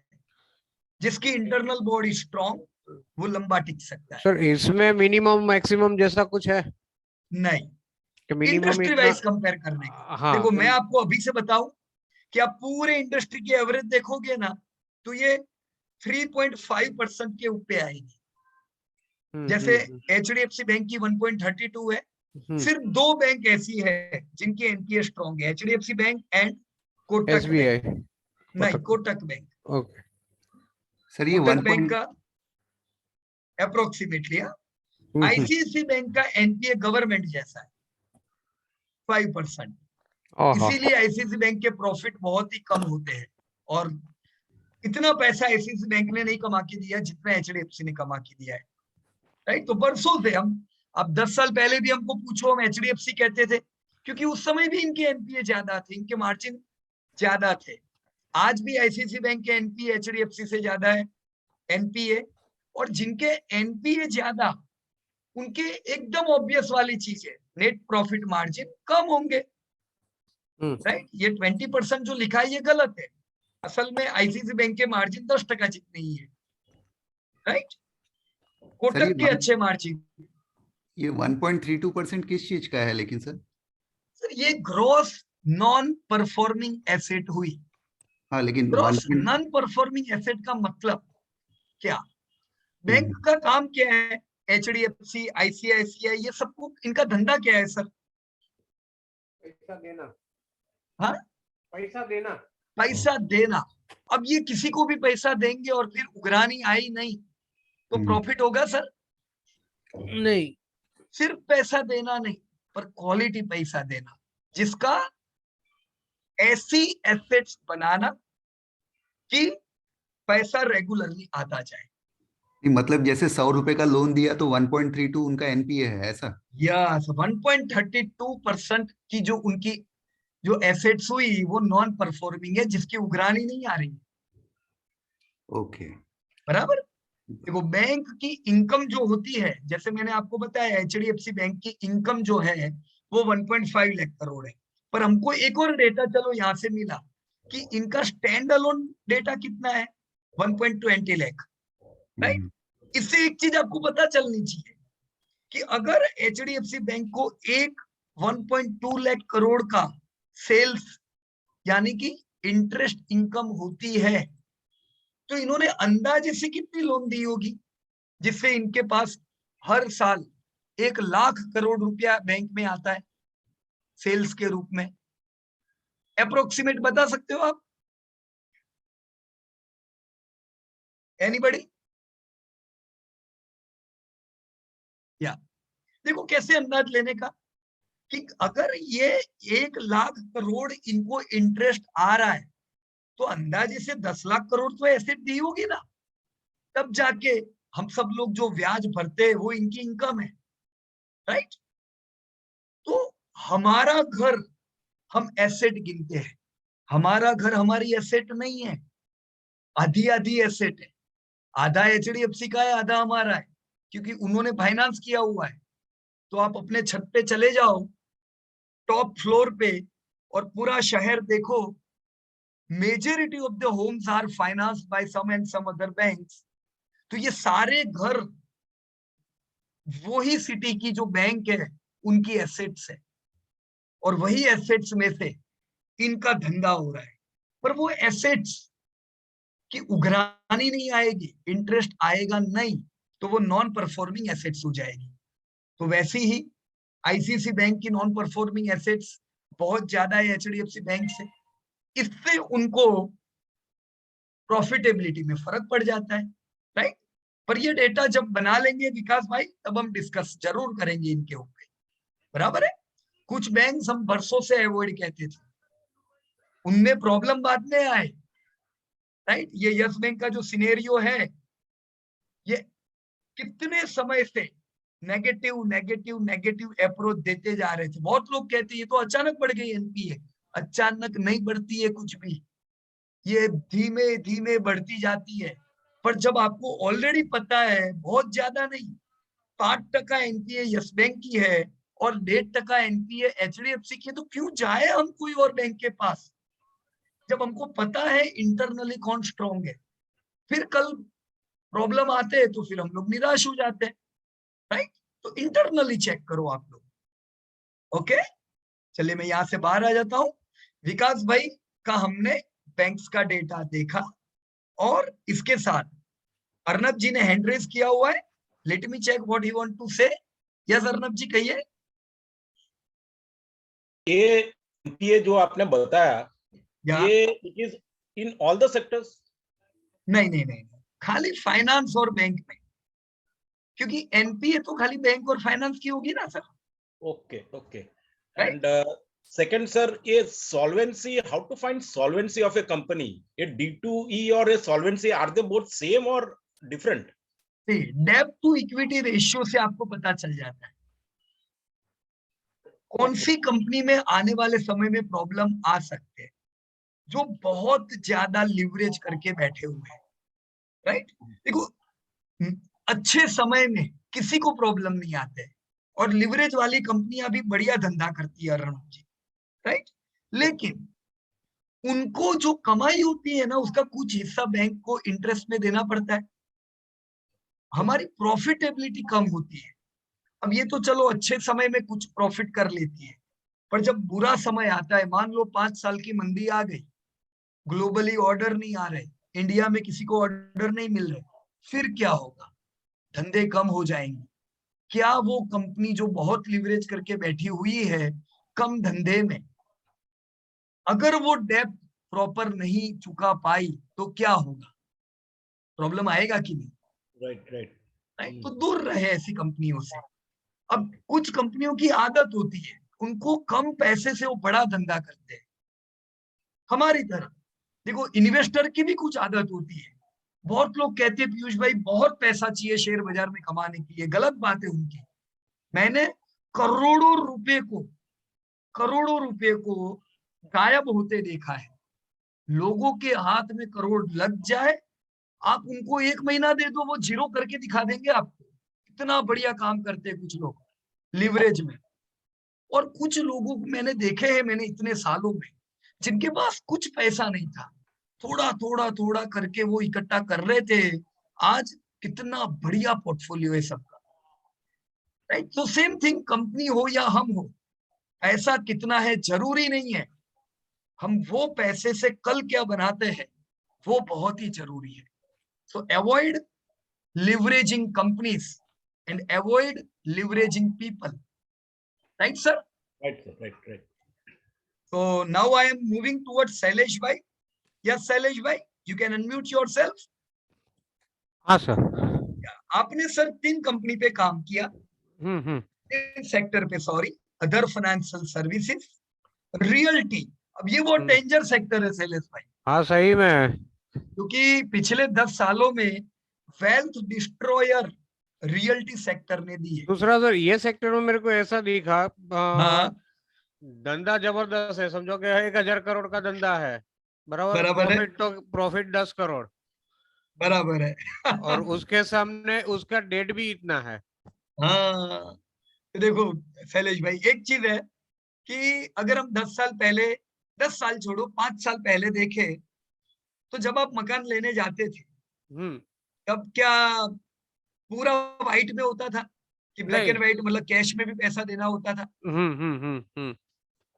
तो वो टाइम में और अभी के टाइम में थोड़ा ये फर्क पड़ा है, थोड़ा फर्क पड़ा है, राइट। तो ये रियल्टी के उन सेक्टर के लिए अच्छा है, उन कंपनियों के लिए जो एकदम ईमानदार है, जो ना पहले गलत करते थे ना जो आज गलत करते हैं। उनको हर एक पैसा जो आया वो उनको बैलेंस शीट में दिखाना है, राइट। और अगर कोई ये कहता है सब चोर होते हैं, तो ऐसा नहीं होता है, राइट। बहुत से कंपनियां हैं जो कभी गलत नहीं करती, राइट। तो रियल्टी में कॉम्प्लियंस रिलेटेड बड़े चेंजेस आए, रेरा आया, जीएसटी इंप्लीमेंटेशन, अफोर्डेबल हाउसिंग में बहुत से चीजें आई। ये सब चीजों ने, अब तक जो रियल एस्टेट सेक्टर डेंजर था, जहां पे बहुत सी कंपनियां बंद हो गई, और बहुत से शहर ऐसे शैलेश भाई जैसे बैंगलोर, बॉम्बे, अगर हम 2010 देखे तो बहुत ज्यादा डेवलपर थे, छोटे बहुत से डेवलपर। जब नियम टाइट हुए तो क्या हुआ? डेवलपर कंसोलिडेट हो गए, बराबर, राइट। मतलब जो स्ट्रॉन्ग थे वो लोग अभी आगे आते जा रहे हैं, राइट। तो आने वाले 10 साल में क्या होगा, आप देखोगे कुछ डेवलपिंग कंपनियां बहुत बड़ी बनेगी जो प्रॉपर रहेगी, बराबर ना? अब मैं रियल्टी सेक्टर ओपन करूं यहाँ पे? हाँ करो। चलो, ये मैंने ओपन किया रियल्टी सेक्टर। Okay, wonderful. राजा कौन है सर? सबसे बड़े मार्केट कैप की कंपनी। और मार्केट कैप्स में एक मिनट वो कर देखना पड़ेगा। ये रहा, आपके आपने कलर किया ना तो क्लियर हो गया। देखो डीएलएफ, हाँ नहीं, कितना डीएलएफ से मार्केट भी कैप? ऊपर है, डीएलएफ से की ऊपर है, गोदरेज प्रॉपर्टी या दूसरा एक है, ये नीचे हाँ, मैंने मेरा स्टार्ट नहीं किया है। ओके। नीचे आइए तो हाँ, मार्केट कैप से फिल्टर ले लो ना, चलेगा। हाँ, ये मार्केट कैप सिलेक्ट किया हुआ है यहाँ पे। हाँ तो आपके उसमें दिख रहा है कि हाँ डीएलएफ का 80,000 करोड़, लोढ़ा प्रॉपर्टीज हाँ मैक्रोटेक नाम की, ये बॉम्बे के महाराष्ट्र, राइट, 57,000 हाँ करोड़, हाँ Godrej property 43, Oberoi 32, Prestige 17,000, Prestige का देखो सर 17,213 हाँ, करोड़ का वो मार्केट, वो सेल्स 7,200 करोड़ का है, ठीक है। बराबर है। ये सब और आपने कंसोलिडेटेड ही लिया हुआ है ना? हाँ कंसोलिडेटेड है टोटल। वेरी गुड, बहुत जहाँ पे वो अपना क्या बोलते हैं स्टैंड अलोन होगा ना, वहाँ पे कमेंट लिखा हुआ है मैंने। Very good. देखो शैलेश भाई, ये मार्केट कैप से एक चीज पता चलती है अपने को कि पूरे इंडिया में कौन सी कंपनियां ऐसी है जो, चलो कम से कम बड़ी कौन है वो तो पता चला, नहीं तो कितनी कंपनियां है टोटल तो सेक्टर में? नीचे लिस्ट दिया हुआ है मैंने। Oh my God, 52 companies. नहीं और नीचे हाँ बस ये वाला। अच्छा, अरे अरे कितनी ज्यादा कंपनियां है ना। कम से कम इससे हमें क्या पता चल रहा है मार्केट कैप से, कि कहाँ पे फोकस करें। डीएलएफ यानी कहाँ की कंपनी? दिल्ली या north India, Lodha Maharashtra, Godrej property Maharashtra, अच्छा। गुजरात वगैरह वगैरह, west India, right. Oberoi realty Bombay, Maharashtra, Prestige Phoenix, ये दोनों बॉम्बे ही का ही है शायद नहीं, प्रेस्टीज भी। ये है आपकी साउथ इंडिया, अच्छा राइट। आप बेंगलोर में जाओगे, जहां देखो, जैसे मैं जब भी बेंगलोर मीटिंग में जाता था, मैं देखता था क्या बात है, जहां देखो प्रेस्टीज फोइनिक्स के बिल्डिंग दिख रहे, तो बड़ा नाम है, ये सबसे पुरानी कंपनियां हैं इंडिया की, राइट। रियल एस्टेट क्या है कि सेक्टर पुराना है। रियल एस्टेट में जो लोग आए वो किसमें से आए पता है शैलेश भाई? आप याद करो, आप कौन से शहर से हो? मैं बेसिकली वेरावल। वेरावल। और अभी कहाँ रहते हो आप? बड़ोड़ा में ही। अच्छा, बड़ोड़ा में ही हो ना? हाँ ओके ओके, राइट। तो बड़ोड़ा में उतने उदाहरण नहीं है, क्योंकि टेक्सटाइल उद्योग इतना बड़ा नहीं था बड़ोड़ा में, राइट। पर जनरली आप अहमदाबाद देखोगे, बॉम्बे देखोगे, तो सबसे पहला जो रिवॉल्यूशन आया, इंडस्ट्रियल रिवॉल्यूशन, वो इंडिया में टेक्सटाइल में आया, जब बड़ी बड़ी टेक्सटाइल मिल थी, है ना। फिर धीमे धीमे ये बिल्डर किधर से आए? टेक्सटाइल की कंपनियों ने ही रियल एस्टेट में बिजनेस स्टार्ट किए, कई कंपनियों ने। तो यहाँ जो भी आपको लगेगा, दोनों रियल एस्टेट में भी है, टेक्सटाइल में भी है कुछ कंपनियां। हाँ, जो सेंचुरी टेक्सटाइल है ना, ये उनके ज्यादातर पास कंपनियां दोनों जगह होती हैं। उनके पास जमीनें पड़ी थी ना। हाँ, क्योंकि मिल मालिक थे सब, राइट। अब धंधा अगर आप देखो, तो देखो धंधे से भी हम देखे तो क्या पता चल रहा है यहाँ पे कौन है बड़े बड़े खिलाड़ी? डीएलएफ है, लोधा है, या प्रेस्टीज है, प्रेस्टीज, ओबेरॉय, राइट। ये सब खिलाड़ी कंपनियां हैं, राइट, बड़ी बड़ी कंपनियां। आप रीजनल प्लेयर पे भी जा सकते हो और आप नेशनल प्लेयर पे भी जा सकते हो, लेकिन रीजनल प्लेयर में निवेश नहीं करने का शैलेश भाई। हाँ बराबर है, क्योंकि उनके कभी कभी क्या होता है, मान लो वो एक ही स्टेट में है और बिजनेस लिमिटेड हो जाएगा ना। हाँ, लिमिटेड भी, और एक रिस्क रहता है उनके, जो पॉलिटिकल जो स्ट्रांग होते हैं अभी की सरकार से। कल सरकार बदल गई, फिर उनको प्रॉब्लम भी आते हैं। है ना। तो हम ये रिस्क पहले से जाने कि हमको नेशनल कंपनी चाहिए, ताकि ये जफा ना रहे सरकार वाली, बराबर है, राइट। तो इसमें जो भी आप सिलेक्ट कर सकते हो कौन सी कंपनियां नेशनल लेवल पे है, राइट। सेल्स, प्रॉफिट, ये सारी चीज के हिसाब से 5-6 कंपनियां यहाँ पे खाली दिख रही है, ज्यादा ध्यान रखनी जैसा है, बराबर है।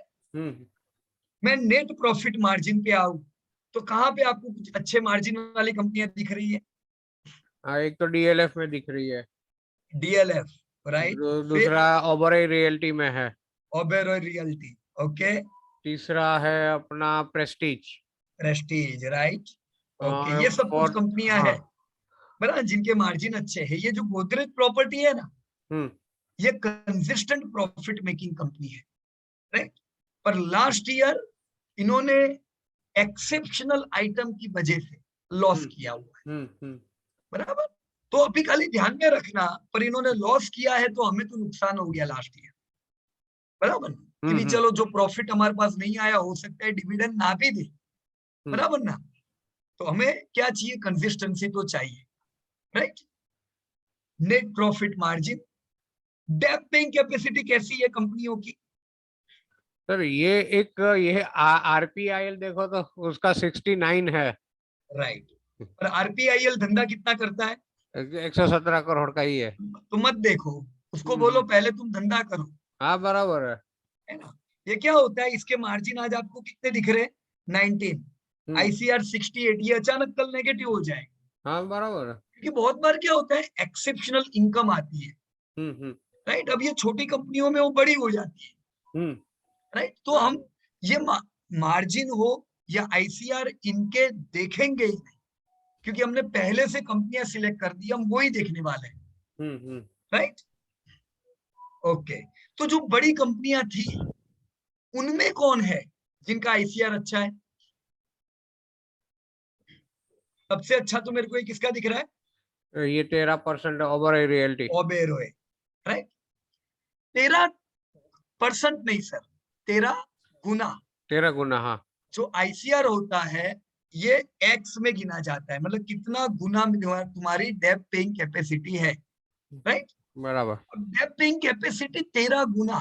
देखो नॉर्मल केस में, मैं यहाँ आपके ऊपर लिख देता हूँ, नॉर्मल केस में 20 से ज्यादा जिनकी डेब्ट पेइंग कैपेसिटी है वो एक्सट्रीमली सेफ कंपनियां हैं, ओके राइट?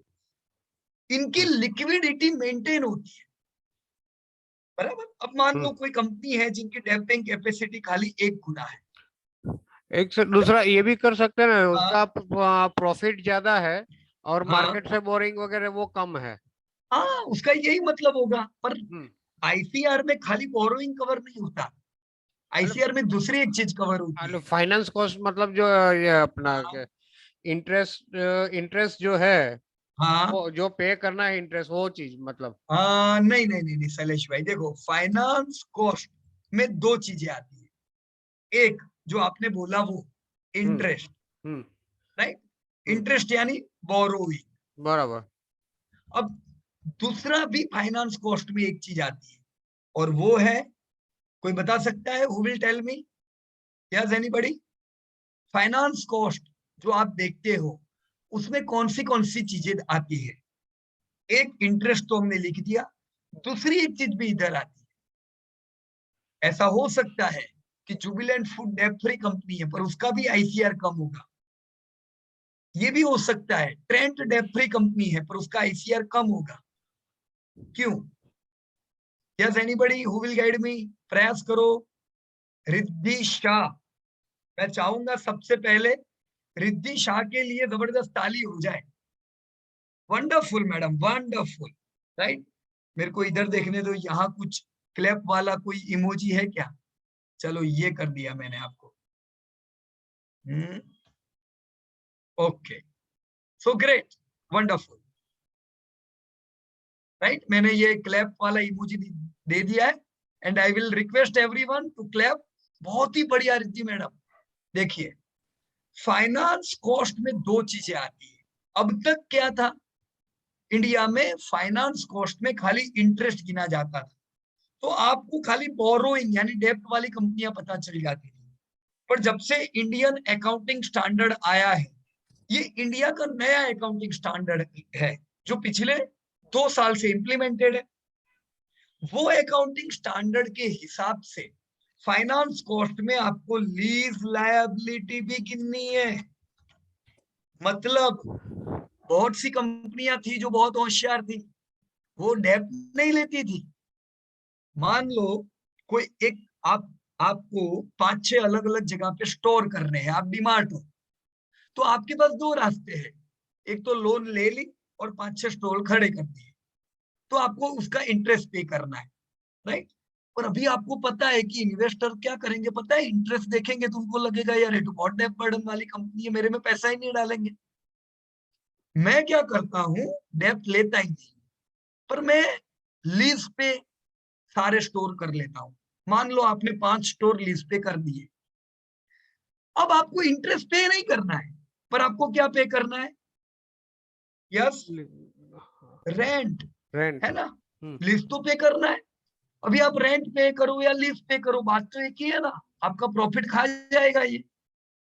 तो पहले के अकाउंटिंग में ये लीज दिखता ही नहीं था अकाउंटिंग में, पर आफ्टर अकाउंटिंग स्टैंडर्ड अभी आप जो ये डेटा देख रहे हो, फाइनेंस कॉस्ट में लीज और इंटरेस्ट दोनों आ गया, राइट। तो कुछ सेक्टर होते हैं जहां पे लीज की जरूरत पड़ती है। कोई मुझे बता सकता है कौन से सैक्टर में लीज होगी ही होगी? बैंकिंग क्या सैनी सेक्टर, भाई? बैंकिंग कौन सा? सेक्टर, बैंकिंग, या डिपार्टमेंटल स्टोर, बैंकिंग सवाल ही नहीं है। Department store, department store, yes, very good. बड़े फिर बड़े बड़े कोई भी इंस्टीट्यूशन, इंस्टीट्यूशंस, जैसे आईटी की कंपनियों में भी होता है ये, यस, बड़े है ना कोई भी लोग। इंस्टीट्यूशन। या जैसे अभी रूट मोबाइल का जब आईपीओ आया ना, तब इन्होंने क्या कहा था पता है? कि हमारे 50 करोड़ का बोरोइंग है, तो हमको जो रूट मोबाइल में आईपीओ में से पैसा मिलेगा, हम पहले तो बोरोइंग चुकता कर देंगे, और दूसरा हमारी जो ऑफिस है उसका भाड़ा बहुत आता है, तो हम खुद का एक ऑफिस लेना चाहते हैं बॉम्बे में, ताकि ये लीज लायबिलिटी भी निकल जाए, राइट। तो इन्होंने क्या किया, आईपीओ का जो पैसा आया उससे इनका बोरोइंग तो खत्म कर दिया, 50 करोड़ भी निकल गया बोरोइंग से, लेकिन अभी बिल्डिंग लेना बाकी है, राइट। हो सकता है इनके कुछ डीलिंग चल रहे होंगे, बार्गेनिंग अभी तक कोई फाइनल नहीं हुआ है, पर इन्होंने आईपीओ में ही लिखा था कि आने वाले समय में हम यही फंड से ऑफिस खरीदेंगे, तो आपकी लीज लायबिलिटी भी निकल जाएगी, राइट। तो ये सारी चीजें समझने की, जब भी कोई डेटा देखते हैं, मैं यहाँ पे लिखा रहने देता हूं। अब रियल एस्टेट सेक्टर में भी हो सकता है आईसीआर आपकी बोरोइंग्स की वजह से हाई होगी, राइट। ओबेरॉय का 13, मैंने कहा 20 इज हाईली कंफर्टेबल, पर कोई है ही नहीं 20 वाला, तो क्या करेंगे? You can say Oberoi is highly comfortable in real estate, कह सकते हैं कि नहीं शैलेश भाई? हाँ, है ना।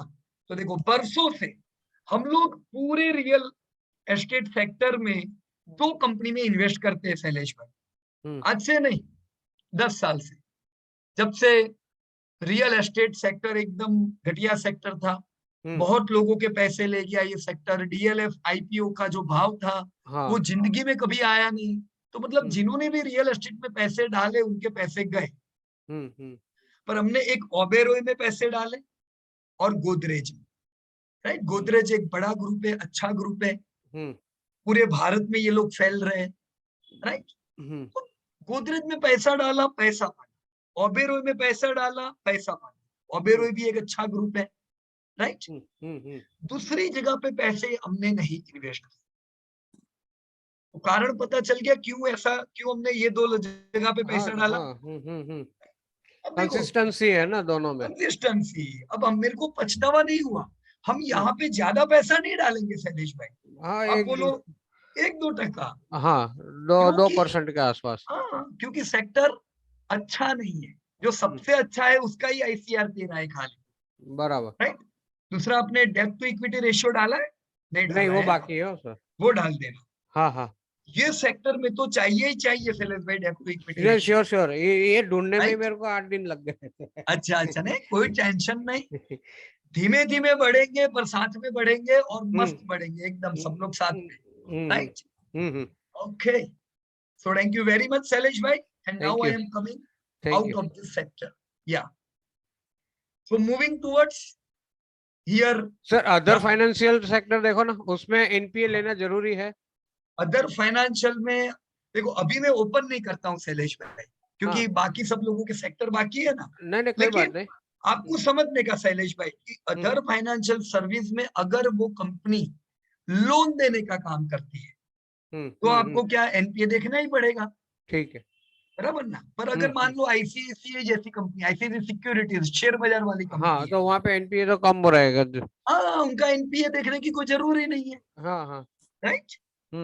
या ओके, सो राकेश पटेल, मेरे ख्याल से राकेश भी का तो डेटा वैसे भी हमने लास्ट, राकेश भी आपका तो डेटा हम चेक ही नहीं कर पाते क्योंकि ये खुलता ही नहीं है कभी, आज भी ये रिक्वेस्ट एक्सेस मांग रहा है ना। तो इसको थोड़ा ओपन रखो तो अच्छा है, सब लोग देख पाएंगे, राइट राकेश भाई?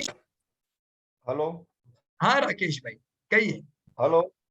हाँ बोलो, सुनाई सर दे मैं रहा है कॉपी राकेश। तो हाँ मैं कॉपी तो मतलब कॉपी पेस्ट तो करता हूँ, लेकिन ऐसा ही रहता है। अब कैसे होता है मालूम नहीं है। नहीं, ये क्यों ऐसा होता है? क्योंकि मैं आप डेटा है ना, एक आप क्या कर रहे हो अभी, आपकी जो गूगल शीट है ना उसमें बना रहे हो। नहीं, मैं बराबर? स्प्रेडशीट में बना रहा हूँ सर। किसमें बना रहे हो? स्प्रेडशीट में है सर। हाँ स्प्रेडशीट, पर वो स्प्रेडशीट कौन सी आप इस्तेमाल कर रहे हो पता है? वो आपकी इस्तेमाल कर रहे हो। बराबर। हमें स्प्रेडशीट कौन सी इस्तेमाल करनी है? जो लिंक हम देते हैं वो वाली। बराबर? पर मैं मेरे डायरी में लिख देता हूँ ये चीज, और आपको कल मेरी टीम से फोन आ जाएगा। Okay right? सर। वो आपको समझा देगा कि क्या करोगे तो ये डेटा यहाँ पे दिखेगा। Okay sir. राइट राकेश भाई? Okay, thank you sir. Okay, तो मैं आप यहाँ पे और आगे बढ़ रहा हूँ। और पर्सी जी, या Percy Todiwala, you can unmute yourself. Yes sir. तो आपने सर यहाँ ये पे, मेरे जितने भी सेक्टर है उसमें मजा ही नहीं है। हाँ तो आपने सिलेक्ट ऐसे किए तो क्या करें? क्योंकि वो मैं जब ये किया तभी तो मैंने जो आगे वाले सेक्टर लिए थे वो सब लोगों ने ले लिए थे, फिर अभी। अरे पर दूसरे बहुत से सेक्टर है देखो नीचे जो बहुत काम के हैं। अभी हाँ वो पर्सनल देखे, पर प्रोडक्ट, अभी जो ले लिया है उसके ऊपर तो पूरा काम करेंगे ना। नहीं करना बराबर है। अभी हमारा बराबर पर्पस ना, क्या है पता है? जो भी है ये पर जानने मजा का। नहीं आया। नहीं मजा आया। इसीलिए सर मैंने जो 200 सर एक कंपनी तो वाला ही अभी लिया। सर आप हाउस वेयर में चले जाओ और माइनिंग में, बस इसके अलावा किसी में भी मजा नहीं है। बराबर है। देखो यहाँ पे आपका जो डिस्ट्रीब्यूटर वाला सेक्टर है ना, वो तो बहुत बेकार है। हाँ अभी हमको डिस्ट्रीब्यूटर को के वहां पे पैसा डाल के क्या करना है? नहीं बहुत डिस्ट्रीब्यूटर बेकार। का एक लिमिटेड ग्रोथ होता है। हमको तो मेन डायरेक्ट खजाने पे हाथ रखना है, मैन्युफैक्चरिंग कंपनीज। राइट? तो ये मैं देखता ही नहीं हूँ, इसको ओपन ही नहीं करना है, नहीं पैसा डालेंगे हम डिस्ट्रीब्यूटर में। Right? Diversified commercial service, not वो भी बेकार है। हैवी इलेक्ट्रिक इक्विपमेंट, ये वेल्थ डिस्ट्रॉयर सेक्टर है, बहुत पैसा खा गया लोगों के। हाँ लोगों के बहुत पैसे खा गया सर। हाउसवेयर, माइनिंग, फिर भी ठीक है। Average average. यस, और ये ऑयल एंड मार्केटिंग ये भी ठीक है। ऑयल मार्केटिंग में कौन सी कंपनी आ रही? 4 अपनी HPCL, BPCL, वही वो गवर्नमेंट सेक्टर है। गवर्नमेंट सेक्टर है, तो फिर हाँ। इतना मजा नहीं आएगा यहाँ पे। नहीं मजा आएगा, बस इसके लिए मैं बोला ना कि सर मैंने जितने भी सेक्टर लिए उसमें किसी में भी बहुत मजा नहीं है। राइट, लेकिन सर आप एक बार देख लो, कोई भी हाउसवेयर या माइनिंग हाउसवेयर मैंने ओपन सही करता किया हूँ। कि नहीं। बराबर है। इसमें हाउसवेयर में एक, ये हाउसवेयर में भी मजा नहीं आया आपको? पर सर ये अभी ये खाली आपको 2 या 3 ही कंपनी है, कुछ ज्यादा नहीं, पर ज्यादा कंपनी क्या करनी है अपने को? सर। ये तो अपने पोर्टफोलियो में ही है सब, तीनों कंपनी। अच्छा अच्छा अच्छा, देखो ये जो सेक्टर है ना ये काम इसके का है लिए सर मैंने हाउसवेयर इसके वाला। लिए ही लिया था कि पहले हाँ। मैं अपनी ही कंपनी देखूं कि भाई मेरी कंपनी बराबर है कि नहीं। बराबर। तो ये सेक्टर तो देखो काम का है। यहाँ पे आपका सबसे बड़ा टर्नओवर, अब हाउसवेयर यानी क्या हुआ, इसको आप समझाओगे कैसे हाउसवेयर को? ये कौन सा सेक्टर हुआ? सर ये जो आपके घर के लिए जितने भी मटेरियल चाहिए, मीन्स मतलब यूटेंसिल्स। अपना, यस यार, वाइफ का डिपार्टमेंट आ गया, किचन वेयर जैसे किचन वेयर है ना? हाँ ये किचन वेयर। राइट, और हम लोग ये चाहेंगे कि उनका भी कम समय जाए किचन में, तो स्मार्ट प्रोडक्ट धीमे धीमे आ जाए। Smart product, yes smart right ना? प्रोडक्ट। तो ये सेक्टर पे तो ध्यान देना पड़ेगा। राइट? हाँ सर। अब यहाँ पे किचन को ध्यान में रख के सबसे बड़ा धंधा कौन कर रहा है यहाँ पे? टीटी के। मैं बताऊं आपको, मेरे पे बहुत लोगों के कॉल आते हैं कि ये गोथिल, वियान, एमएसआर का मेरे पे एक एसएमएस आया है कि ये कंपनी बाय कर लो, मल्टी बैगर बनने वाली है। ये सब कंपनियां आपको लगता है पैसा डालना चाहिए? नहीं सर, जरा भी नहीं। ये सब कंपनियों के नाम वो उसमें होते हैं। अभी हमने देखा था ना, एक कंपनी का था जीएसएम स्टेज 1 स्टेज 2। जब बहुत लोगों पे एसएमएस जाते हैं और कुछ लोग कंप्लेन करते हैं सेबी को कि ये कंपनी के एसएमएस आ रहे हैं, फिर कंपनियां सेबी इन पे इंक्वायरी डालती है और फिर ये स्टेज वाली स्टेप्स चालू हो जाते हैं। पर हमें मैसेज मिले नहीं मिले क्या करने का? ये सब कंपनी में क्यों पैसा डाले हम, जिनको धंधा ही करना नहीं आता है? यहाँ पे धंधा, हाँ, लोगों को 1 का 10 चाहिए। और वो भी तुरंत पैसे वाला फटाफट, बनना है। वो भी फटाफट। हाँ वो वही 1 का फटाफट। 10 चाहिए, इसके लिए इसके अंदर जाते हैं लोग, हाँ, पेनी स्टॉक के अंदर। पर अपना वो नहीं, वो घोड़े को कैसा होता है, वो आंख के पट्टी होती है ना, हाँ हाँ हाँ हाँ हाँ, वो पट्टी कैसी होती है, आजू बाजू का कुछ नहीं दिखता है, आजू और बाजू उसको का कुछ अपना नहीं गोल दिखता है। दिखता है। बराबर है। ऐसा ही होने का, हाँ, सुनने का ही नहीं किसी का। बराबर। बराबर सर। देखो यहाँ पे धंधा करने वाली कंपनी में मेरे को दिख रही है टीटीके प्रेस्टीज, हॉकिंस और बोरोसिल। Yes sir. बराबर। तो ये कुछ 3-4 कंपनियां अच्छा धंधा कर रही है, राइट।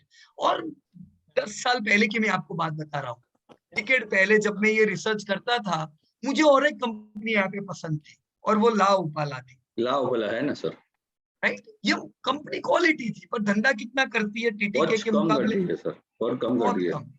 पर सर मेरे उसका को उस डेटा समय बहुत समझ अच्छा नहीं है, आता था, पर उसका जी मैं डेटा क्या बहुत करता अच्छा है। था, कोई भी कंपनी में क्वालिटी हो तो मैं पैसा वहां पे लगाता था। पर मैंने ऐसे एक्सपेरिमेंट किए कि ला उपाला में भी लगाया, टीटीके में भी लगाया, तो अच्छे समय पे ला उपाला भी बढ़िया परफॉर्म करती है, और जब कुछ बुरा समय आता है तो कंसिस्टेंसी बिगड़ जाती है। और टीटीके जैसी कंपनियां over the period of time जब हम देखते हैं तो वो बहुत बढ़िया परफॉर्म करती है। इसीलिए मैं आप लोगों को अभी से कोशिश करता हूँ, मेरे को कमाई लाओपाला ने भी करके दी, टीटीके ने भी करके दी। टीटीके ने मुझे कंसिस्टेंट डिविडेंड दिया है और तगड़ा पैसा बना के दिया। और मैं क्या सोचता था पता है 10 साल पहले, ये छोटी ज्यादा कमा के देगी, पर कोई भी सेक्टर में ऐसा नहीं हुआ कि छोटी ने मेरे को ज्यादा कमा के दिया। उसी ने कमा के दिया जो धंधा कर पाया, प्रॉफिट कर पाया और क्वालिटी थी। बाकी छोटी बड़ी का कोई लेना देना नहीं। बराबर है। Yes sir. सर मैं अपना एक पर्सनल एक्सपीरियंस शेयर करता हूँ। ये यस जो यस, हॉकिंस है, हॉकिंस मैंने 2011 में लिया था। ओके, 2000 बढ़िया, आज भी है मेरे पास हॉकिंस। तो राइट। मैंने जब भी उसको खरीदा था, हाँ, उसका 2015 में, मैं सर थोड़ा ट्रैक रखता हूँ, तो 2015 में उसका डिविडेंड में ही मेरा वैल्यू आ गया। बराबर है, बराबर है। आज तो मेरे पास जो शेयर है वो फ्री है। हाँ, राइट, इसका प्राइस तो करीब 1000 टाइम ऐड हो गया। बराबर है। तो अभी बट वो ये भाव हो, आने वाला नहीं है, बराबर नहीं है। सर वो तो कभी नहीं आएगा। हाँ, पर अभी भी क्या है ना कि इंडिया में देखो, इंडिया में पॉवर्टी रेशियो बहुत ज्यादा था। बहुत से घर ऐसे थे कि जहाँ पे बहुत स्पेंडिंग नहीं हो सकती थी इंडिया में। अभी पिछले 10 साल में इंप्रूवमेंट आए, और आने वाले सालों में क्या होगा पता है, ये सारी कंपनियां प्रीमियम प्रोडक्ट बनाएगी और इनका धंधा जबरदस्त बढ़ेगा। घर घर ये प्रोडक्ट पहुंचने वाली है, राइट। इनका धंधे का डायरेक्ट लेना देना हाउस होल्ड इनकम से है। तो ऐसा नहीं सोचने का कि हॉकिंस का धंधा बहुत बढ़ गया, टीटीके का धंधा बहुत बढ़ गया। अभी तो हम इनको 10,000 करोड़ पहुंचता देखेंगे, राइट। तो ना टीटीके हमने 10 साल पहले ली तो अभी भी बेची है, और हमने कोरोना पीरियड में और ऐड किया, राइट सर। Yes sir. तो यहाँ मुझे कुछ बता पाओगे आप क्वालिटी वाइज क्या है? धंधे तो चलो पता चल गए, टीटीके, हॉकिंस, बोरोसिल, राइट। इसमें लीडरशिप किसकी है? टीटीके की। ठीक है। देखो नंबर 1 पे जो कंपनी है वो डबल नहीं 3 गुना ज्यादा है नंबर 2 से। ये इंपॉर्टेंट रेशियो होता है। इससे ये पता चलता है कि नंबर 2 चाहे जितना ग्रोथ करे वो नहीं पहुंच सकती है टीटीके पे, हाँ राइट। ये अगर डबल ग्रोथ भी करेगी तो भी नहीं पहुंचेगी, क्योंकि इनको बहुत बड़ा फासला तय करना है, राइट। दूसरा, मार्जिन वाइज क्या है देखा आपने?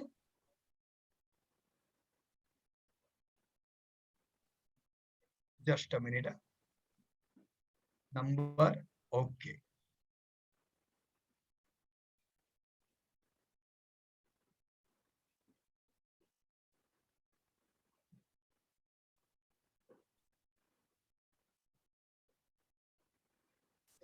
प्रॉफिट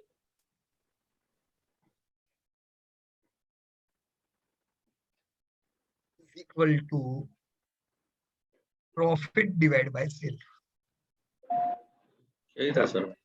हाँ, और ये 10.8%। और यहाँ पे क्या है वही है। यस हाँ देखो अभी सेट हो गया है।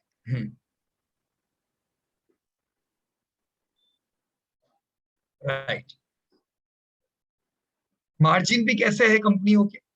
11, 10, 8, 18। ये 18 वाले का धंधा बहुत कम है।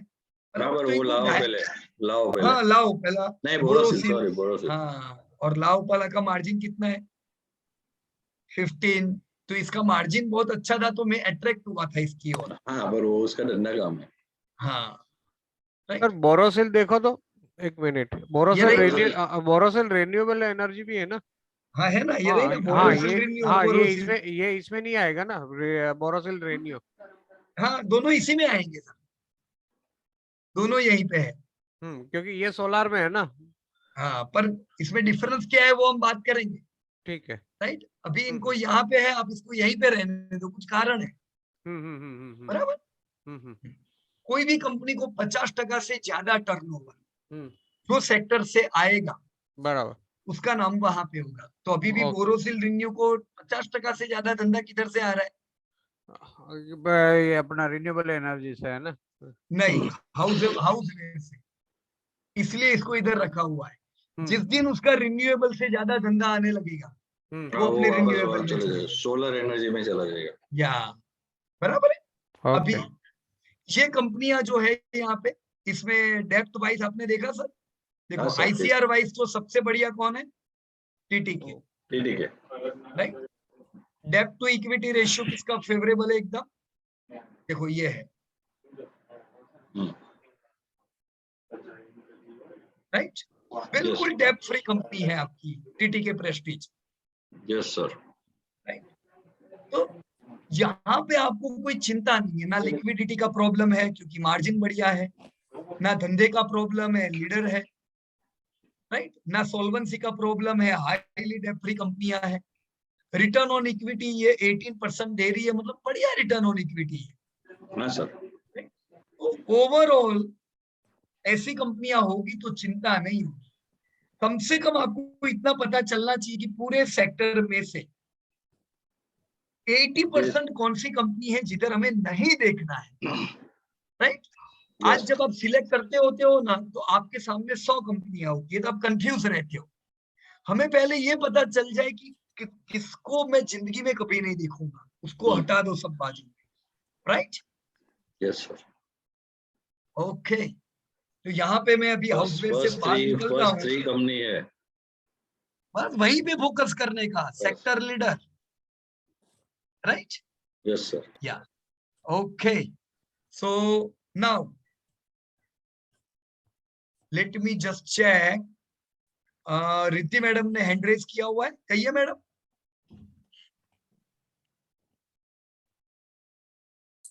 यस सर, वो जो आपने इन बैंक्स एंड फाइनेंशियल सेक्टर में जीएनपीए का बताया, what if that is not given in the financial sheet, तो उसको कैसे काउंट करेंगे? Non performing assets upon total assets into 100? नहीं, सीधे सीधा परसेंटेज मिल ही जाएगा आपको। ओके, और मतलब होगा ही बैलेंस शीट। हाँ, आप कंट्रोल F करके जीएनपीए लिखोगे ना तो आ ही जाएगा। ओके ओके, राइट ना? ओके ओके, तो देखो अभी हमने कुछ सेक्टर पे और थोड़ा डिटेल में काम किया। राइट, मेरा ये विचार है कि अभी भी बहुत से सेक्टर बाकी है। मैं आप लोगों से एक रिक्वेस्ट करूंगा कि आपने जो अलग अलग सेक्टर में काम किया है सब कंपनी का डेप्ट, टोटल इक्विटी ये सब ना देखो। अब आपको पता चल गया है कि जो कुछ कंपनियां जहां पे आपको फोकस करना है सिर्फ उन्हीं के डेटा देखो ताकि कम समय जाए आपका। राइट, तो ऐसा करके आप अपने पूरे सेक्टर को कंप्लीट कर सकोगे। और मैं आप लोगों से रिक्वेस्ट करूंगा कि यहाँ पे देखो हमने क्या क्या डेटा दिया हुआ है, ये सारी चीजें दी हुई है। Sales, net profit margin, return on equity, किसकी? Top company. जैसे यहाँ पे हेल्थ केयर सर्विसेज, कौन है सबसे बढ़िया कंपनी? उसका नाम लिख दो, नंबर 1 कंपनी। अगर दूसरी भी कोई है तो उसका भी नाम लिखो, राइट। ये करने से क्या हो जाएगा, पूरे सेक्टर का ईगल्स आई व्यू आपको इधर से मिल जाएगा, राइट। और ये वीक हम लोग क्या करेंगे, अभी भी मैं चाहता हूं कि हम नेक्स्ट एपिसोड पे आगे नहीं बढ़े, हम क्या करते हैं, ये वीक में ये पूरा खत्म कर लेते हैं, जितने भी सेक्टर बाकी है। एवरीवन आई विल रिक्वेस्ट दो तीन सेक्टर ले लो, राइट। आप देखो मेरे पास हर एक सेक्टर का है, अब मुझे बोलोगे मैं ये पूरा डेटा दे सकता हूं, लेकिन मेरे देने से समझ में नहीं आएगा, राइट।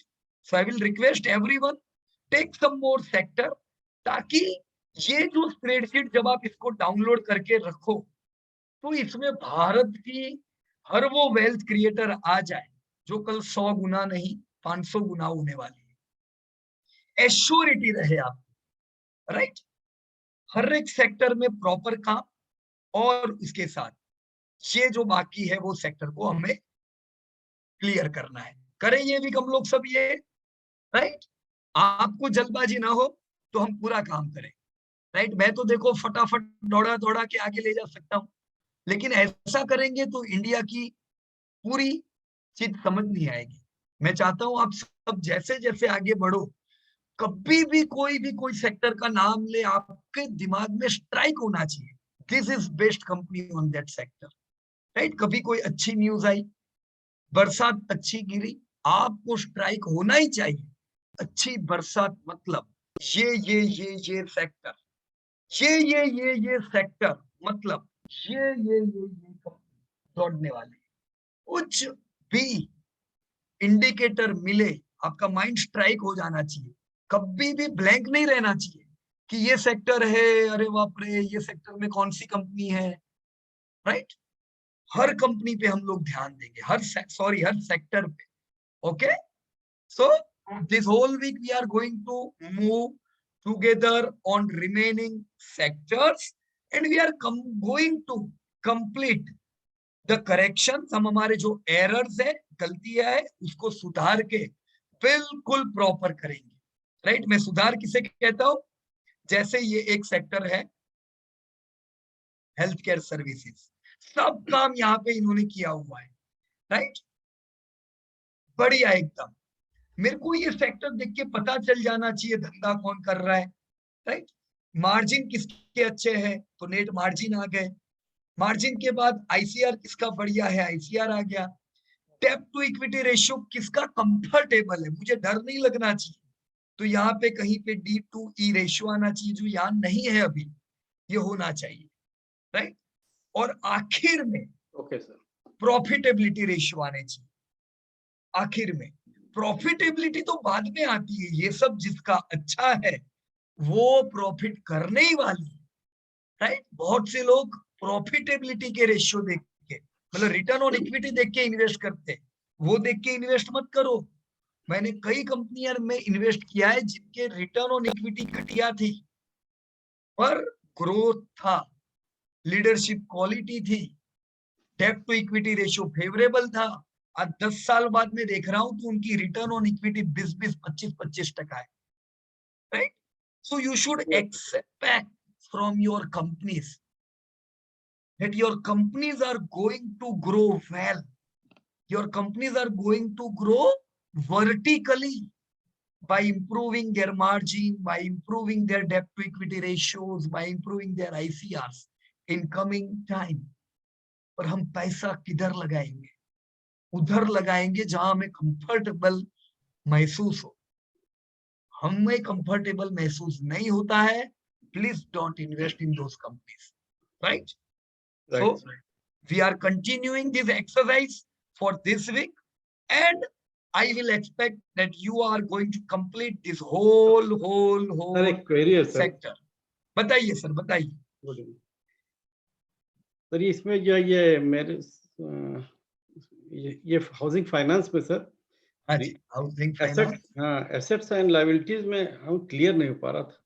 अच्छा, ओके, हाउसिंग फाइनेंस, राइट। अब ये अगेन फाइनेंस का सेक्टर आ गया है ना, तो यहाँ पे क्या होगा, फाइनेंस कंपनियों में कुछ डेटा हमारा बदला जाएगा।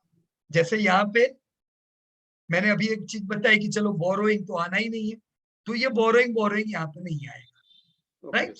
ओके लीज लायबिलिटी भी देखने की इतनी जरूर नहीं पड़ेगी आपको, राइट। ओके फोकस किधर करना है हमें, एक तो मार्जिन किसके एकदम बढ़िया है, राइट। देखो हम मार्जिन पे पहले क्यों फोकस करते पता है आफ्ताब जी, क्योंकि जो कंपनी की डेब्ट ज्यादा है, जो कंपनी का मैनेजमेंट सही नहीं है, ये जिसका सराहनीय आईसीआर सच्ची- कम है, वो सब आ गया मार्जिन में, हम्म, है ना। अच्छे Right. मार्जिन तभी मिलते हैं, right sir.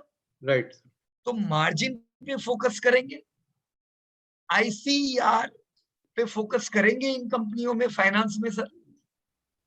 Yes sir ICR, ICR कैसे करेंगे सर ये सब? ओके, आईसीआर नहीं कर पाएंगे क्योंकि फाइनेंस जो है वो इनका धंधा है, और वो आप इसमें से डिवाइड करोगे तो कोई कंपनी अच्छी नहीं आएगी, राइट। यस तो net profit margin is enough, उसके साथ अगर हम कुछ करेंगे तो ग्रॉस एनपीएम देखेंगे, लिख दूं यहाँ पे, यस ग्रॉस एनपीए, बराबर है। आपको इससे पता चलेगा ग्रॉस एनपीए से कि एलआईसी की ग्रॉस एनपीए अच्छी है, एचडीएफसी की है कि इंडिया बुल हाउसिंग की है, यस बराबर। हम लोग बरसों से यहाँ पे एचडीएफसी में पैसा डाल रहे हैं क्योंकि सबसे कंफर्टेबल एनपीए एचडीएफसी की है। ये बड़े स्मार्ट लोग हैं, कम इसका एनपीए मेंटेन करके रखते हैं। इसका एक बार चेक कर लीजिएगा सर, ये जो फाइनेंशियल एसेट्स है, हाँ, तो सही लिखा है कि नहीं लिखा है? Financial assets non financial assets में थोड़ा सा कंफ्यूजन थी हो रही थी। बराबर है, ओके। अभी मैं एक काम करता हूँ आफ्ताब जी, जी स्पेशली फाइनेंस में कौन सा डेटा लेना है ना, मैं उसका आपको कल वीडियो दे दूंगा, ओके राइट। तो क्या होगा, एकदम परफेक्ट हो जाएगा, राइट। और उसमें हम पूरे ये डेटा डाल देंगे, ओके सर राइट। क्योंकि यहाँ पे क्या है, फाइनेंस में ये डेटा नहीं आएंगे, राइट। देखो इसमें ट्रेड रिसीवेबल भी नहीं आएगा सर, ओके सर राइट। क्योंकि ऐसा कभी हुआ कि उधारी पे हम लोन लाए, नहीं सर। लोन तो खुद उधारी है। हाँ लेकिन इसमें तो है सर, उसमें दिख रहा था। हाँ नहीं, वो दिखेगा आपको, पर इसको थोड़ा अलग प्रकार से पढ़ना है, फाइनेंस और बैंक को अलग प्रकार से पढ़ना है। तो मैं आपको फाइनेंस और बैंकिंग में क्या देखना है उसकी डिटेल कल बता देता हूँ। एक्चुअली सर इसमें कंफ्यूजन कहाँ थी ना कि एसेट्स में नॉन करंट एसेट्स और करंट एसेट्स, अब ये चीज क्लियर नहीं पड़ी थी कि नॉन करंट एसेट्स अलग अलग नहीं शो हो रहा है। हाँ, वो नहीं, देखो क्या होता है पता है, ये लोग कैसा करते हैं, एक होता है equity and liabilities, okay right. तो इक्विटी तो आपको पता है क्या है, बराबर की नहीं, ये टोटल इक्विटी क्लियर हो गया है। पर लायबिलिटीज दो प्रकार की होती है, current liabilities and non current liabilities, सही बात है। यस ये लोग क्या है, जहां पे डेटा देंगे करंट लायबिलिटीज का, आपको उसका टोटल करना पड़ेगा, वो टोटल आपको मिलेगा नहीं हर जगह पे। यस कुछ कंपनियां दे देगी पर 90% केस में मेरे को नहीं मिलता है। मैं क्या करता हूं, करंट लायबिलिटीज में मान लो 5 दिया हुआ है, नॉन करंट लायबिलिटीज में 2 दिया हुआ है, तो मैं दोनों का टोटल करके लिखूंगा, okay sir liabilities, right, right sir. Financial liabilities नहीं रखते तो ऐसे ही है सर टोटल, लेकिन उसमें जो आपने है ऐसे ही लिखा हुआ है। लायबिलिटी और ओके, चलो देख लेते हैं हम लोग।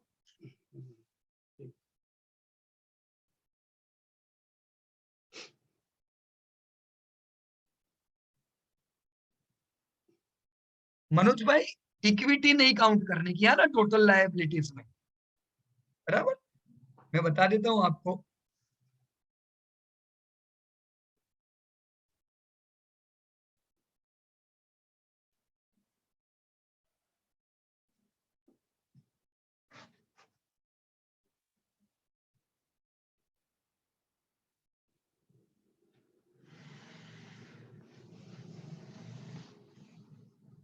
ओके, ये रही consolidated balance sheet, right. Yes एक आपको क्या मिली, एसेट्स, राइट। तो ये आपकी हो गई total financial assets, yes right. तो यहाँ पे आपको फाइनेंशियल एसेट्स मिल गई। ये है non financial assets, yes right. अब फाइनेंशियल एसेट और नॉन फाइनेंशियल एसेट्स को मिलके क्या हुआ, टोटल एसेट। टोटल एसेट्स बराबर। अब देखो दूसरी जो मैन्युफैक्चरिंग कंपनियां या और कोई सेक्टर होता है वहां पे क्या दिया होता है, current asset non current asset, yes है ना। यहाँ पे वो चीजें नहीं है क्या, एसेट्स की जगह फाइनेंशियल एसेट। हाँ राइट, क्योंकि ये फाइनेंस सेक्टर है, इसको थोड़ा अलग जगह से देखते हैं हम लोग, राइट। तो फाइनेंस और बैंकिंग में आपको बैलेंस शीट अलग जगह से पढ़नी है, राइट। इसमें आपको ये वाला रेशियो भी नहीं लेना है, नहीं अपने वो लिया था current ratio, current asset divide by current liability, वो सब इधर कुछ करना ही नहीं है। अच्छा अच्छा अच्छा सर, राइट। इसमें खाली एनपीए देख लोगे तो आपका काम हो गया। वही हमें करंट नहीं मिला तो यही कंफ्यूजन थी सर। हाँ नहीं मिलेगा आप, बराबर। Okay sir. ओके देखो यहाँ पे इन्होंने टोटल लायबिलिटीज दी हुई है, राइट। तो ये हुई आपकी total liabilities, right. Okay sir. या ओके, चलिए कोई दिक्कत नहीं। चलो हम लोग पहली बार कर रहे हैं, इतनी सारी इंडस्ट्री पे काम करेंगे तो बहुत सी कठिनाई तो आएगी, पर ऐसे ही आगे बढ़ना है, right. Yes. From tomorrow we are going to complete this whole exercise and इसके साथ ही we are going to clear the errors of our work, right. Error भी क्लियर कर दो और सेक्टर पूरे कंप्लीट कर दो, ताकि नेक्स्ट वीक हम कुछ और सेक्टर पे बात कर पाए, राइट। और जिनसे बात आज नहीं हुई है उनसे हम पहले बात करेंगे, राइट। जैसे यहाँ पे नरेश भाई, मनसुख भाई, मनोज तक, मंजूनाथ जी, वर्गीस जी, फारूक मेमन, या आप लोगों से बात नहीं हुई है, राइट। दीपक वानखेड़े, आशुतोष जी, अर्नब जी एंड अमित जी, तो लास्ट वीक हमने बात कर ली थी, बराबर। तो पहली प्रायोरिटी जिनसे बात नहीं हुई है उनसे करेंगे, ओके। चलिए तो मिलेंगे हम लोग नेक्स्ट वीक अगेन, और कल से यही चीज की पढ़ाई जारी रखेंगे। Thank you very much and best of luck to everybody. Thank you. जय हिंद।